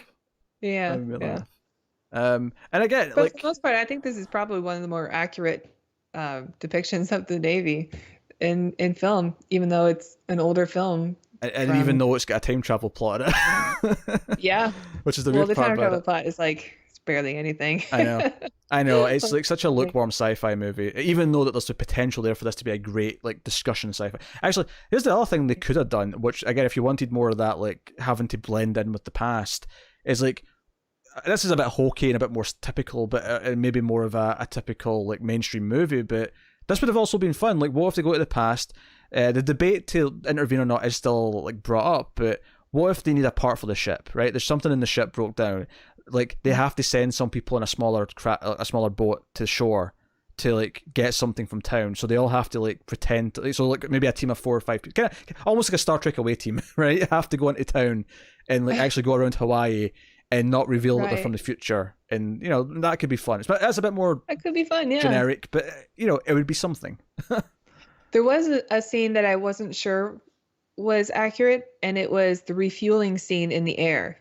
Which is all, I mean, the way it was done, it was completely accurate, but I don't understand because they were already back in time. So is the refueling ship, or not the ship, but the refueling plane, is it exactly the same as the refueling planes in the future? Like that seemed a little bit out of place. Do you remember the scene I'm talking about? But both the plane and their refueling plane are from the future, though. They are? Okay. Yeah, I thought that was strange, because I thought that was just a Pearl Harbor plane that just happened to be around. But I guess if they both came from the same carrier, then it's not a big deal. Oh yeah, it's there, because it's after he says that he wants the planes to stay out and like keep an eye on. I can't remember if it's the fleet or the civilians, but he says keep an eye on them. Send the refueling plane out there so they can linger for longer, basically. Okay. Then all right. Then it's fine. Yeah. I mean, it was still an unnecessary scene. Like, it was just showing off. Isn't it awesome to be in the Navy? Because they didn't have to mention, because like we wouldn't know that they wouldn't have enough fuel to last for as long as they're out there unless they told us. Like that'd be fine, right? Yeah, it was just another scene to show off. Even if you're someone who knows this stuff and you know planes, they don't even necessarily tell you how much time is passing. So, like, even if you're an expert in these things, like you might not even necessarily need to think, oh, it needs refueled. Like, it's been out here too long. So that's what it is. Actually, I wish we got more scenes where, because when they noticed the 2 Japanese fighters over top, like we have a couple of their, the what's the name of the ship? The Nimitz. Their 2 jets are actually tailing them from like above, from like a certain angle, so they can't be seen. I like the idea of them kind of stalking them, but obviously we can't be seen because like we have futuristic planes. They're going to be like, Yeah. what is this? Because I again, like when they first flew over, not realizing this is a civilian ship down there, and the senator runs out to to the deck. He's like, what the hell are those things? Those are super fast. Like if those are, I mean, they have like an American thing on them, but if those are ours, like they've kept them secret. Like I'm making calls when I get back. Like what is this thing? Yeah. At this point, to be fair, they're not being stealthy because they don't know they're in the past yet. This is like before they've realized exactly where they are. Because the first hint of it is like there's like a radio broadcast, and it's like like a baseball game or a boxing match from 1941. Yeah, I think there's a lot going on that just happens to be on the same day that I don't know if historically did take place on the same day, but it was just like Jack Benny was on the radio. I mean, I'll and buy then there it. was like an historic fight going on, and then didn't we hear Churchill or someone on the radio also? I mean, I don't know if it was Churchill, but I will totally buy they played like a recording of Churchill in 1941. I mean, he was kind of deep in. Well, was he in power in 41? Yeah, he was. I can't remember. You may actually know better than I do. But even if he wasn't, he was still like a vocal He was, figure. because Dunkirk was before this, right? Was before Pearl Harbor. I can't remember. Since American wasn't involved yet. That sounds right. That's a solid logic. I can't remember. I'm terrible with dates. I can't remember. I think it's right. Yeah, I enjoyed this more than Dunkirk though. if that's I did not. I mean, Dunkirk's a better made movie. It's more of a I really film. love Dunkirk. Dunkirk looks great. Like the technical qualities of that film are astounding. I just wish I gave a shit about anyone in it. I love that this episode is just my dream of having a war movie podcast. It really is. It really is. We're just going to go through all of the greatest hits. I think because here's my biggest pet peeve with I think some war movies is they just have this expectation that because it's based about a real thing and it's based on real people who are in a war that I'm supposed to care about the characters just because they're real people. No, you still have to make me care like a movie does. Just point blank. Yeah. I think that Dunkirk is successful at that, but I think you were expecting a Christopher Nolan movie that you didn't get. You're right. And I didn't. Yeah. You were disappointed. I was into it for like 20, maybe 30 minutes, and then there's a point where I'm like, this is still just going with the tension stuff, and it was fine for a while, but I started zoning out of it, and by the time it got to the end, and it's doing the happy thing at the end with the nice uplifting message of we brought our boys home, everyone cheer. I'm like, piss off. I really love Dunkirk, but anyway, I think we should rate this movie. We probably should rate this movie because we've been going on a long time.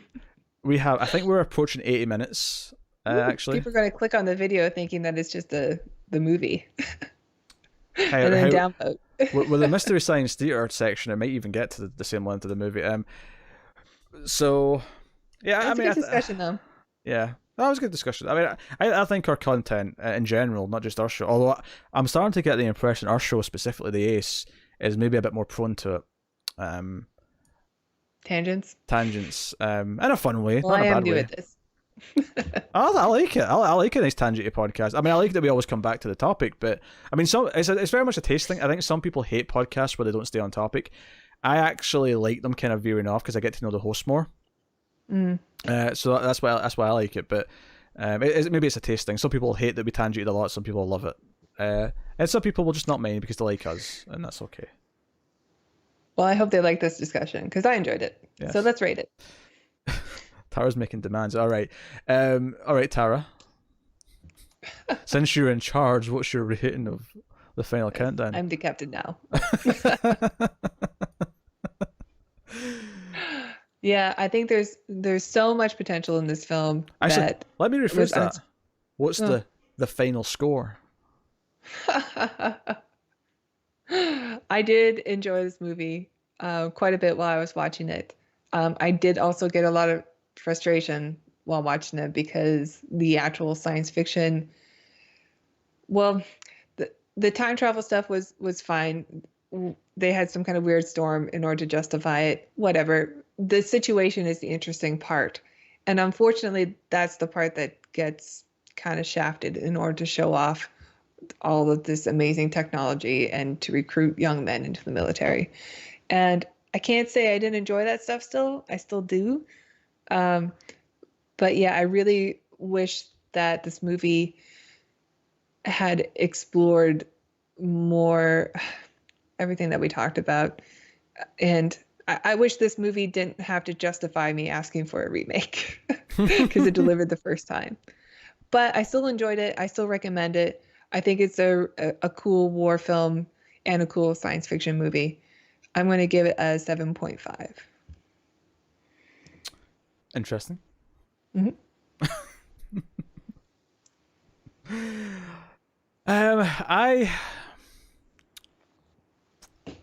I like. It's a frustrating film for me. It's actually a really easy watch because everyone's so likable. I don't think it ever drags too much, even though some of the navy porn and the plane porn is a little bit much at times. You know, I think, you know, Kirk Douglas and Martin Sheen are both very likable, and I wasn't as familiar with James Ferrentino, sorry, who plays Owens. Owens. Okay. Yeah, but he was pretty likable as well. Mhm. So it's an easy enough watch, but it does very much feel like a missed opportunity, and it misses out on all the things I would want from this premise. It doesn't do, even though it's a very pleasant enough like afternoon kind of film. So because of that, I am going to give it a 6 out of 10. Where I think it's pleasant enough, but it's not going to break any, you know, records. It's not going to leave you feeling like you watched a classic. And I think the sad part is that I think that's why this movie is not that well known now. I feel like, you know, I was surprised when you mentioned it to me because I was like, oh, someone else has heard of this movie? Because like I've never met anyone who knows what this movie is. Yeah, it's been on my radar. Yeah, I don't know where I heard it from first. but it's definitely not I something. might have actually, some of it seemed familiar. I might have actually seen this movie before and forgotten it. But I think it's a testament that no one really talks about it. Like, you don't hear this mentioned on lists. You don't hear this mentioned just in general passing. Like, we're like pretty big movie nerds, so we kind of seek out and find the weird ones and the forgotten ones. But it is a forgotten movie. No one's talking about it. I'm shocked it's even got a Blu-ray release, to be honest. So, yeah, that was a bit more of a downer than I expected to end on. But it's pleasant enough to watch. It's not an unpleasant experience. It's just. I think a 6 is fair. I mean, I know I rated it kind of high, but I did enjoy it, and I did enjoy the Navy porn. I'm sure some of it's just nostalgia. I'm sure a lot of it's just nostalgia, but it's I had a good time watching it. Yeah, I didn't notice anyone doing your job though. You don't have to reveal what that was, but I was looking for it. Neither did I. Yeah, unsung hero, Tara. You're an unsung hero. So I was going to say something there and I forgot because I was too busy cracking a joke about your job. I was going to say something else about something in the Navy, maybe the movie. I don't know. Oh, it's going to bug me there. Anyway, so that has been the final countdown, and yeah, it's a forgotten movie. Hopefully, if it sounds interesting, you know, seek it out if it's easy to find. But honestly, like it's not one I'd recommend over a ton of other time travel movies, and I'm sure you would want to recommend it over a bunch of other war movies either. Like there's better in both genres to go seek out. Yeah, I agree. Although I haven't seen a more accurate depiction of like just being on a ship in any other war film yet. Because they saw this movie and Except for maybe said, Dunkirk. yeah, they saw this movie and said, you know what, this is really hard to shoot and kind of dull. We're just not going to do it again. Yeah. Maybe that. They like submarines though. I think something about a submarine but underwater is like this otherworldly kind of experience. They like to do submarine movies. Submarine movies are basically spaceship movies. Which is why they're cool. They are cool. I love them. Yeah, I prefer space movies, but I'll take a submarine as a second, as a runner-up prize. Oh yeah, Hunt for Red October and Crimson Tide. I mean, they outrank a ton of spaceship films. Come on, Das Boot. Das Boot, yeah, I've seen that one many times. Yes, Das Boot's better than Hunt for Red October. Come on now. And probably Crimson Tide, but I need to watch that again to be sure. I don't remember liking Crimson Tide. I love Crimson Tide.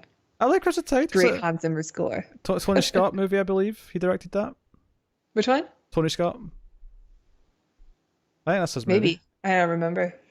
I'll check. I watched it before I looked at directors. Tony Scott, of Unless it was course, Spielberg. the brother of Ridley Scott, who you may know from Alien and Blade Runner and Gladiator and a bunch of other things. A bunch of other things we're probably going to watch on the show. Oh yeah. We'll get to Blade Runner at some point, which, eek. Yeah. It was Tony Scott. I was right. Good.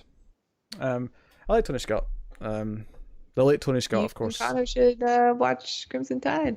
I'm going to suggest it on Patreon because I pay for that. I'm still a Patreon. A patron. I like saying a Patreon. Yes. I know you like saying it wrong, but yes, you should probably specify that for the people at home. What's actually...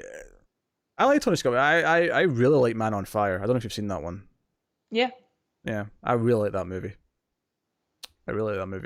Tony Scott can be a little over-stylized at times, but he always makes really fun movies. So, well, not always, but usually. Especially with Denzel Washington. Yeah, him and Denzel. What a team. What a team. So, yeah. I guess that's the movie. So we should promote things. We'll do the bonus Mystery Science Theater section afterwards. We should promote and tell you about Patreon. We've been talking about it anyway. So patreon.com/MailFuzzTV.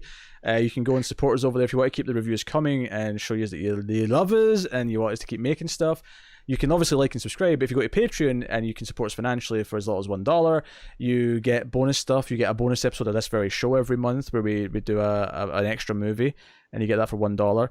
For that $1, you'll also get a bonus movie of Screams After Midnight, which is the horror movie podcast that me and Tim do, as well as what we're now calling Mailed Fuzz Mysteries, which is just me and Connor doing a bonus show, which has no topic. We just sit down and talk for 90 minutes and see what happens.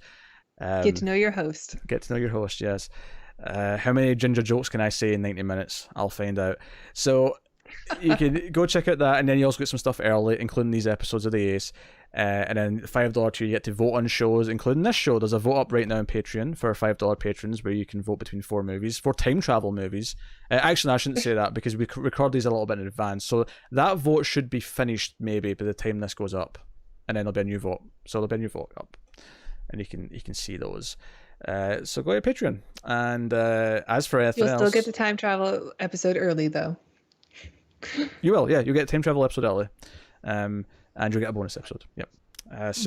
And we also now have the Reactor, which is similar to what we have with 121 and Screams After Midnight, where the $5 patrons, on top of getting to vote for a movie out of 4 every month, you also get to add movies to a list that we call the Reactor, which is basically a to-do list that every so often we'll pick one from and do it as an episode, or maybe sometimes we'll pick 4 from that to put in the vote. The list itself will be public. Everyone can see the list. If you go to patreon.com and go to the top post, you can click on the link and everyone can see that. But patrons at the $5 tier get to add films to it. Unless I deem it not to be a sci-fi movie, and I think you're being cheeky, in which case I'll just ignore it. Yes. So I can't keep submitting Creed? Yes, because one of the rules is you have to put your name in so we know you're a patron, you know what patron you are. Tara tried to send in something labelled anonymous, and would you believe it? I did not accept that entry. So... Busted. I know. You're a menace. So I've thoroughly plugged that. Now, I promised Tara I wouldn't make her do the outro, but I will ask you to promote something from the channel. Anything else? Pick one. Okay, you could check out, let's see, Screams After Midnight was already advertised. Mm-hmm. You could check out... if you want to say Star Trek... Almost Cancelled, you could check out Chernobyl reviews. Which, by the time this goes up, it may just have one episode left. Yeah, it'll be the finale next, I think, when this goes up. Yeah, exciting. Yeah. I wonder what will happen. Yeah, I felt so... See the first Chernobyl review? I felt so weird saying, we'll start spoiler-free, and then we'll give you more... And I'm like, wait a minute. I mean, there's still spoilers on how it's executed. But... Every single episode I've learned so much from. Oh, so have I. Yeah. And people got really mad at us in the comments for not knowing a lot about it, and I'm like, but I actually kind of like not knowing about it because I'm learning all this shit, and it's really interesting. I mean, as a TV show, I mean, and not being a historical documentary, it's just riveting, and the It is. characters are so interesting. So, yeah, check out Chernobyl reviews if you Yeah. watch HBO. which Tara is replacing Connor on from episode 3 onwards. Allegedly, we'll see. I Allegedly. want Connor to keep going, but I'll take over if he doesn't want it. He said no. He said no. I don't want to take all of Connor's jobs. That's all. That's a cat's tail. I'll be honest, for a second I thought that was something else, and I was like, Tara, why are you holding something like that up? It's a, Look, at the corner of my eye, it looked like something else for a split second. You've been watching too many male-dominated movies.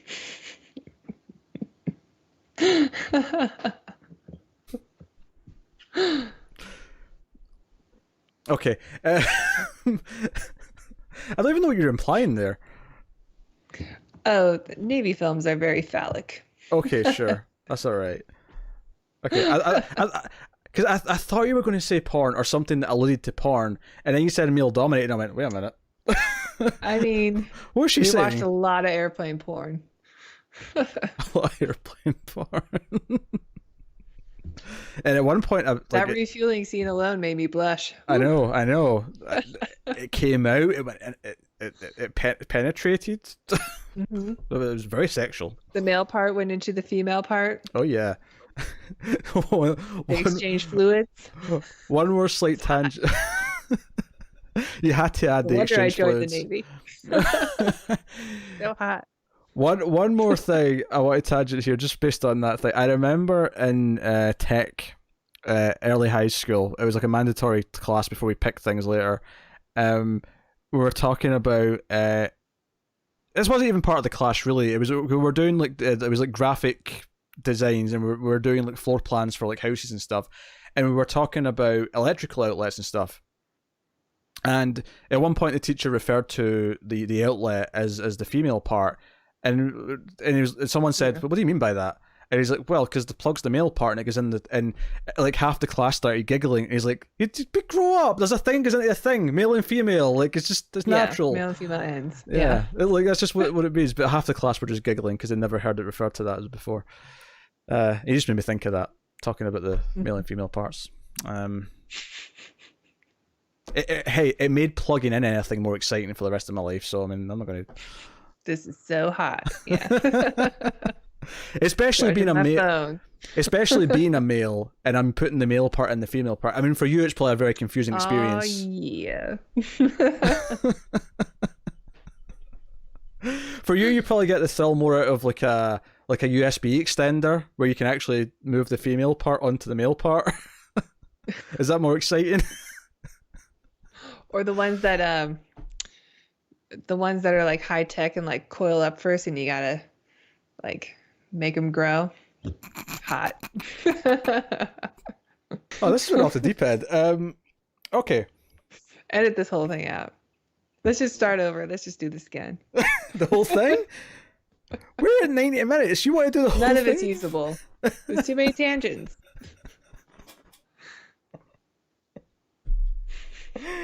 Oh dear. Okay. So the bonus section of the show. That's right. There's more. The bonus section of the show is where we talk about an episode of Mystery Science Theater 3000 that we watched in the past week. Now, we do this in most episodes. We don't do it in the bonus episodes because we have to record them in the same week as a regular episode, and we only watch one Mystery Science Theater every week. And then occasionally, if we have to like double up episodes because we're going to have to take a week off from recording, there might be a couple without one, which is actually going to happen in a few weeks' time because Tara's moving house. Yeah. So. But yeah, anyway, I'm just explaining. I wanted to just get to the point where I was saying, don't be surprised if occasionally there's not one, but most weekly episodes will have one, just because we enjoy watching it. But the episode this week was a biggie. It was one that like I'd heard of it. Like I knew the movie was a big episode of Mystery Science Theater because it's Space Mutiny, and I even know like an actor in it, mainly because I used to watch an internet reviewer called Spoonie. He did a thing called the Spooning Experiment, and he stopped doing it a long time ago. He had like health issues and stuff, but um, he used to watch and review a lot of movies starring Reb Brown, who is the main actor in this movie. And I was really excited because I'd never actually watched. Actually, that's a lie. Reb Brown was the star of The Howling 2, which I did in Screams. So I've now seen 2 Reb Brown movies. Does he scream as much in Howling too? Not as much. He's actually quite subdued for that. That movie. He is a screamer in this movie. Oh, he is. He's a screamer in most movies. I honestly think we should do Robo War at some point, which is a Predator ripoff. Yeah, totally. Yeah, we should do that at some Predator. Point. Honestly, though, it's almost like such a stupid thing that I think it should take the bonus Mystery Science Theater slot. It just doesn't actually have a Mystery Science Theater episode. But it'll still take that slot because it doesn't really deserve to have an episode. Okay. If that makes sense. Or we can just do it as a bonus episode. Come on. Oh, sure, yeah, the patrons can get that one, yeah. The Robo War. I mean, look how much we did for just the final countdown, which doesn't really have that much of a movie. Oh yeah, if I edited that down to just strictly the movie talk, it'd probably be about 30 minutes.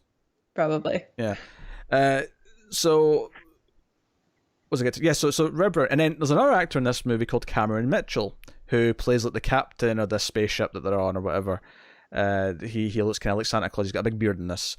I know that actor because I'm a fan of Best of the Worst, which is a YouTube show, and they always get excited when they're talking about Cameron Mitchell. So I was getting to watch a movie here, not only with Mystery Science Theater jokes and a famous episode that I know was meant to be good, but it had Reb Brown and Cameron Mitchell. I was pumped for this. So, all right. So how did you feel after you watched it? Did it deliver? Now, I don't know how, like, you know, sometimes, like, when a woman has sex, like, right after, they just know they're pregnant and they feel it in their gut. Like, no. Like, they shouldn't be able to, but they just have this mystical thing where they're like, I think that worked. I think I'm pregnant. That's how I felt after Space Mutiny. Did you get pregnant by Reb Brown and or Cameron Mitchell? Yes. Reb Brown screamed his way into my man uterus. I don't know where that was going. Look, all those male and female parts. I've seen Junior. It could happen. Also, science fiction movie. Sure. To a point. Oh god, that movie's a horror movie. No, that's a horror movie. Because don't they imply in that movie it actually has to come out of his dick? Like I'm sure they say that at one point. Oh, it's been so long. Because it's like, okay, not that I think it sounds pleasant coming out of the ass, but that would make any sense. Your pee hole is not. It would have to be. I think it would have to be C-section. I think yes. the entire time. I would hope it would be a C-section, because no, that the pee hole is not designed for anything other than liquids. Thank you very much. Noted. Which is why kidney stones are apparently like one of the most painful things you can go through. Anyway. So, yeah, the plot of Space Mutiny is that there's a really cheesy villain and his sidekick who, I'm not even sure which one's supposed to be the main villain, but they're both really overacting. One's always grinning and feels like the joke they make in the episode is that his skull's coming out of his face. Like, he's trying to like have his skull come out of his face. And then the other one has a walking stick who overacts all the time and reminded me a lot of the bad guy from Chilling Adventures of Sabrina, Father Blackwood. He reminded me of him. Yeah, Faustus, yeah. Faustus, yeah. So we have them, and then they're like sabotaging the ship and trying to cause a mutiny, and ultimately Cameron Mitchell, the captain, and then you have Reb Brown, who's like this, hotshot pilot, kind of like stumbles into it, and he actually stumbles into it with the daughter of the captain, who ends up being his love interest, and they kind of investigate it together. And there's a lot of shooting and fighting, and then eventually they win, and that's the plot, right? There's not much to the plot. Nope. I love this episode. This episode's a classic for a reason. Oh yeah. Mostly because of Reb Brown, and all the all the jokes about how his love interest is so much older than Yeah, she's supposed to be in the movie. yeah. It's because it's the funny thing is she's perfectly a fine age. She's perfectly attractive. I mean, she might even just be about your age, honestly, right? She looks older. She looks Do you like think? my age. How dare you? Okay, she's at most she's 40. I think she's older than 40. I don't know. Like I think her haircut makes her feel older because the haircut feels like an old woman's haircut. But I don't actually think she's that old. I think she's she's a middle aged woman, right? Which is fine. Perfectly. There's a huge amount of attractive middle aged women, right? I've always thought that, even as a teen. Okay, I agree. Right? Even as a teen, maybe a few teacher fantasies back in the day. All right. The point is, is that they claim she's like I don't have to say an age, but it's implied that she's like 20, that she's like just out of her teens, like she's that kind of age. Yeah, she is that. Yeah, she is not. At one point, the Cameron Mitchell's character refers to her as his grandma daughter. Well, Tom Servo makes Yeah, the joke, yeah. grandma daughter. The guys make the joke that speaking of Cameron Mitchell, there's so many jokes about him looking like Santa Claus and just going like Oh, they're so good. ho ho ho. Did you talk about the Balerians? I don't remember. Not yet. No, you can talk. Go on. Tell us about the Balerians. The Balerians are this mysterious ship that show up in the beginning, full of women in leotards and lace, and they worship those glowy balls that you buy from like Spencer's Gifts in the mall. I don't know what they are. They're like the little It's the ones you touch like and Tesla then balls. Is that what they're called? maybe yeah. So there's kind of electrical sort of like lines going around, and then if you touch it, it'll go to your finger from the other side. Yeah, I don't know what you but call they them, they but communicate only through thought.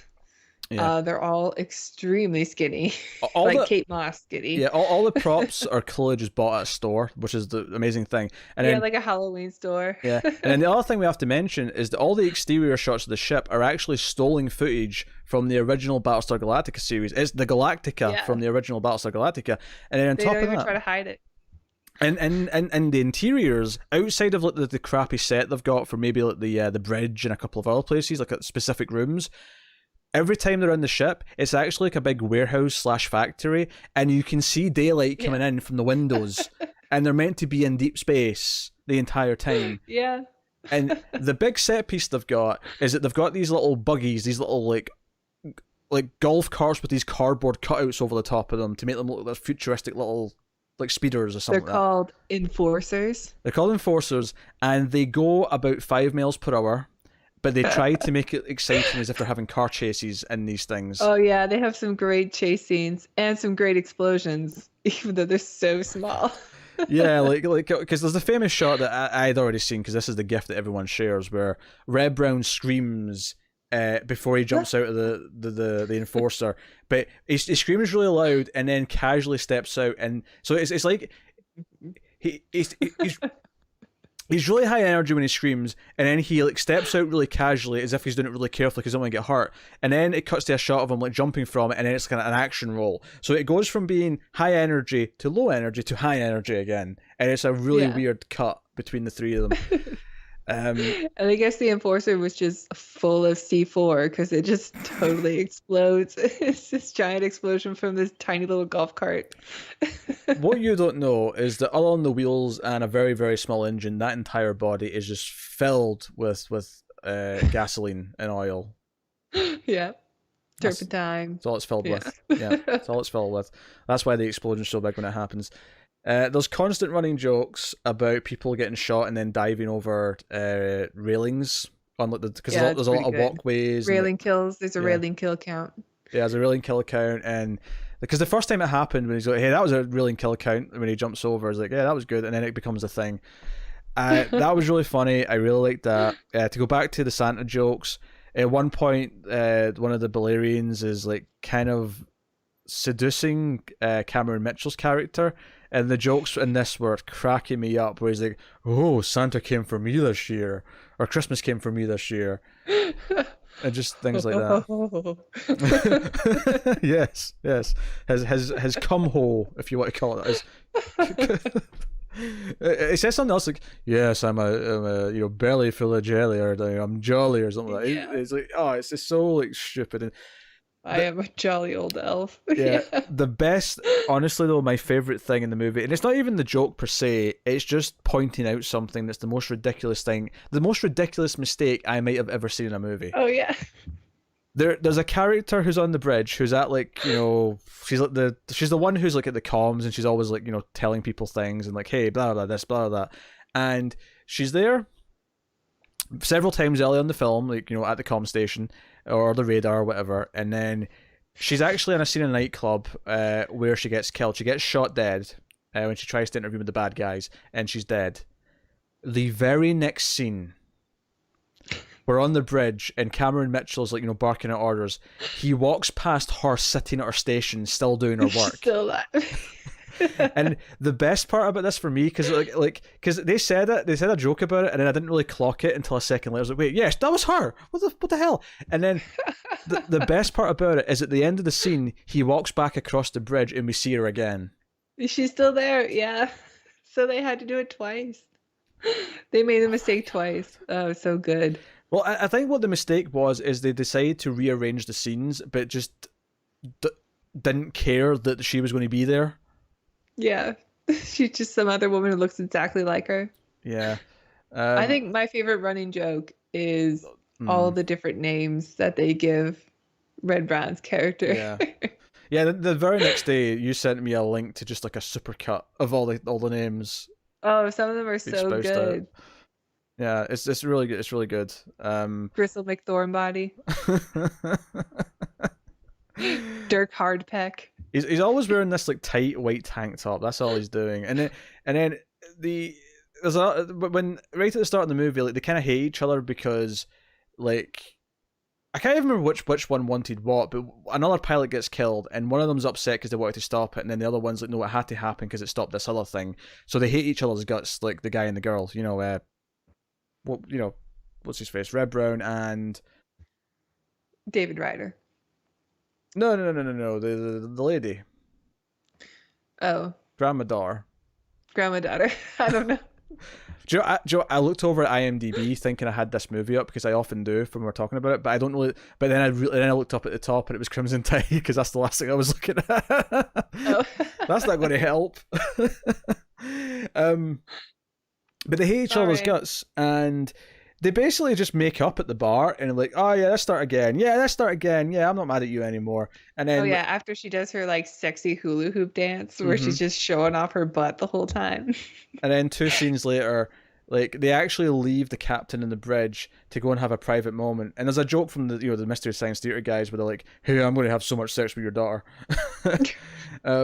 And they do. They have this weird sex. I mean, you don't see the sex. It's like just the aftermath of it, but it's like they're in like the botany area of the ship with the plants, and they're kind of like they've just made this little blanket.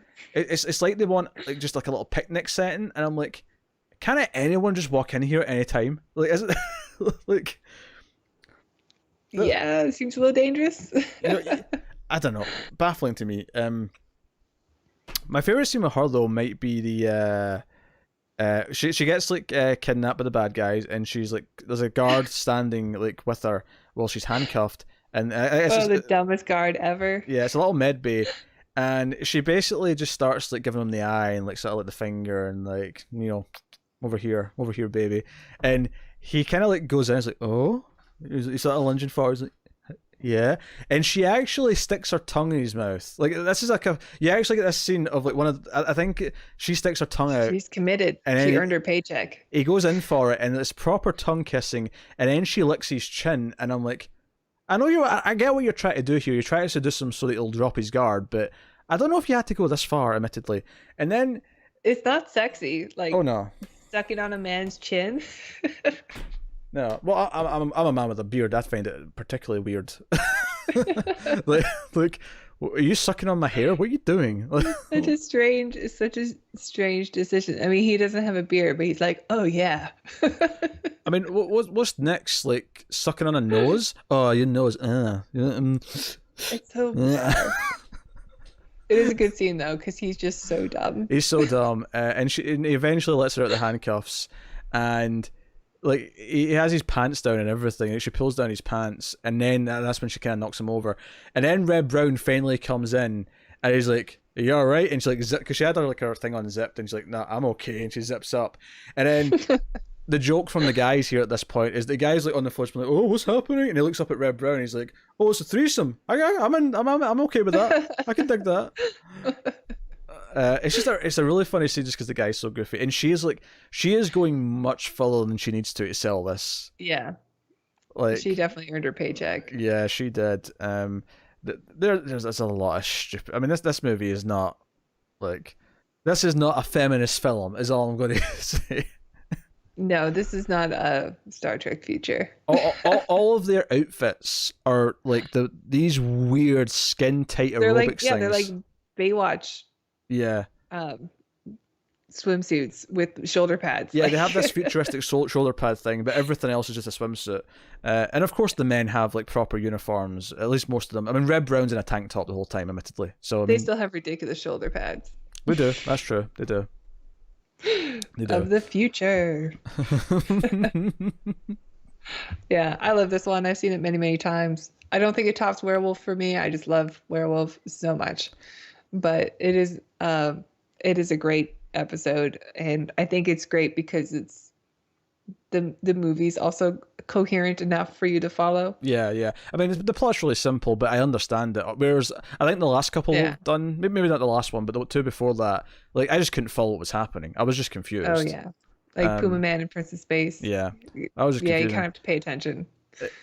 I think I like this more than Werewolf because this one is more consistently funny, both in terms of the movie itself and the jokes. I think Werewolf has a couple of really good moments though that this one never touches. Mm-hmm. So, but I think it's much less consistent. I think there's there's lulls in that movie. Yeah. Where I feel like in Werewolf, like there was lulls where I was like cracking my own jokes a little bit just to make it a little bit more entertaining for myself. And I don't disagree with that. And hopefully you were entertained by my extra jokes. I don't know. No. Of course I was. Of course. I'm going to be really mean at you some point in the future, and it'll be payback for that moment. I'm going to be really mean. Oh, great. You're never mean to me on this show. I'm all right. Yeah, right. I'm all right. All right. No, I like to. I think this is the best episode we've watched. It's a classic for a reason. And yeah. Red Brown did not disappoint with his streaming. I'll say that. And I'm excited. So, I guess. I think you mean Blast Heart Cheese. Yeah, not every name they gave him landed for me. Like some of them were just like, oh, whatever. But then every so often they just hit me with something that was really funny. Thick McRunfast. That was a good one. I think, like, I mean, that kind of just goes for the show in general. I don't think every joke they crack is great. Like some of them are just there. But they crack so many. Yeah. Like but the ones that hit, they really hit. Yeah, every 4 or 5 jokes you get a good one, but they're cracking them so quickly that's okay. Like Yeah, and so I mean, it is a '90s show, and they don't shy away from things that are happening locally or at the time. Oh, sure. So they don't really age as well for that reason. There's definitely some jokes that go over my head because I'm like, I was like 7 when this aired, so also I have no idea. There's a lot of like American politics that you don't really need to remember from the 1990s. Oh, sure. Like you weren't even here, so. Well, you say. Oh, actually, another running joke actually that I really liked is one of the higher up sort of like XOs or whatever. He looked like Sting because he's blonde hair. Yeah. So they kept having in scenes. They kept adding dialogue where if you signed, what's Sting's wife's name? I've forgotten. But they kept saying, "Have you signed?" In real life. I think so. Yeah, I assumed that's what they were doing. The joke because they kept saying, "Have you signed Thingy's card yet?" Like her. Oh, Sherry. Sherry, yeah. They kept saying, "Have you signed Sherry's card yet?" Sherry's birthday party. Yeah, as if Sting was putting on a birthday party for Sherry. that was really funny too. That was a really good joke. Yeah, it was really good. So no, I guess that wraps up our bonus section. We should tell them what we're doing next on Ace. if I can go check, because I don't remember. Oh, I And believe I remember. well, I'm going to confirm it just to be sure. But okay, yeah, no, it's actually a really easy one to remember. Go on then. Men in Black? It is Men in Black because the new one is coming out soon. We want to get the first one done. We're not going to do 2 and 3, basically because we tried to schedule it in, and I said I don't want to give up other movies for Men in Black 2 and 3, so we're just in the first Yeah, one. I don't think for continuity reasons it really matters going into this new one. Maybe if to do like a second international in a couple of years, we'll do Men in Black 2 then, and so on. Mm-hmm. You know, reason this is a new trilogy. We'll do them correspondingly, but Yeah. yeah. So Men in Black will be the next main movie on Ace, and then I think we picked another Mystery Science Theater for next week, right? If we're doing one this week, that is. Oh yeah, we should do a Joel one. I think why not do another classic? I mean, get all the great ones out of the way, and Right. then we can discover more that I haven't watched yet, which there are some, believe it or not. Sure, Um, sure. Let's do Manos, The Hands of Fate. Right. I think yeah. So we'll do Manos: The Hands of Fate. I think it's a good idea to do that next week. So that's got one. Just because I think not that it goes well with Men in Black, but just in the sense that it. I feel like Men in Black might be a lighter conversation, so it needs the bonus section. Yeah, probably. It is Yeah. more of a comedy, I think, And and then not so many layers to it. So I think so. And then the reason why we have to not do a Mystery Science Theater the following week, I won't reveal it on here. You know what I'm talking about, though. We'll do that then. You got it.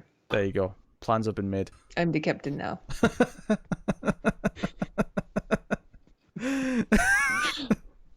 Let's end this thing. We've been going way too long. We have. That has been the Atomic Cinema Experiment, and if you've enjoyed this longer format of an episode, that's cool. Let us know. If you hated it, also let us know. But this has been the Ace, and we have loved having you. Hopefully you love listening or watching. We appreciate it loads. Thank you very much once again. Yeah, so, you know, keep watching sci-fi movies and computer at Salsa. Yum, yum.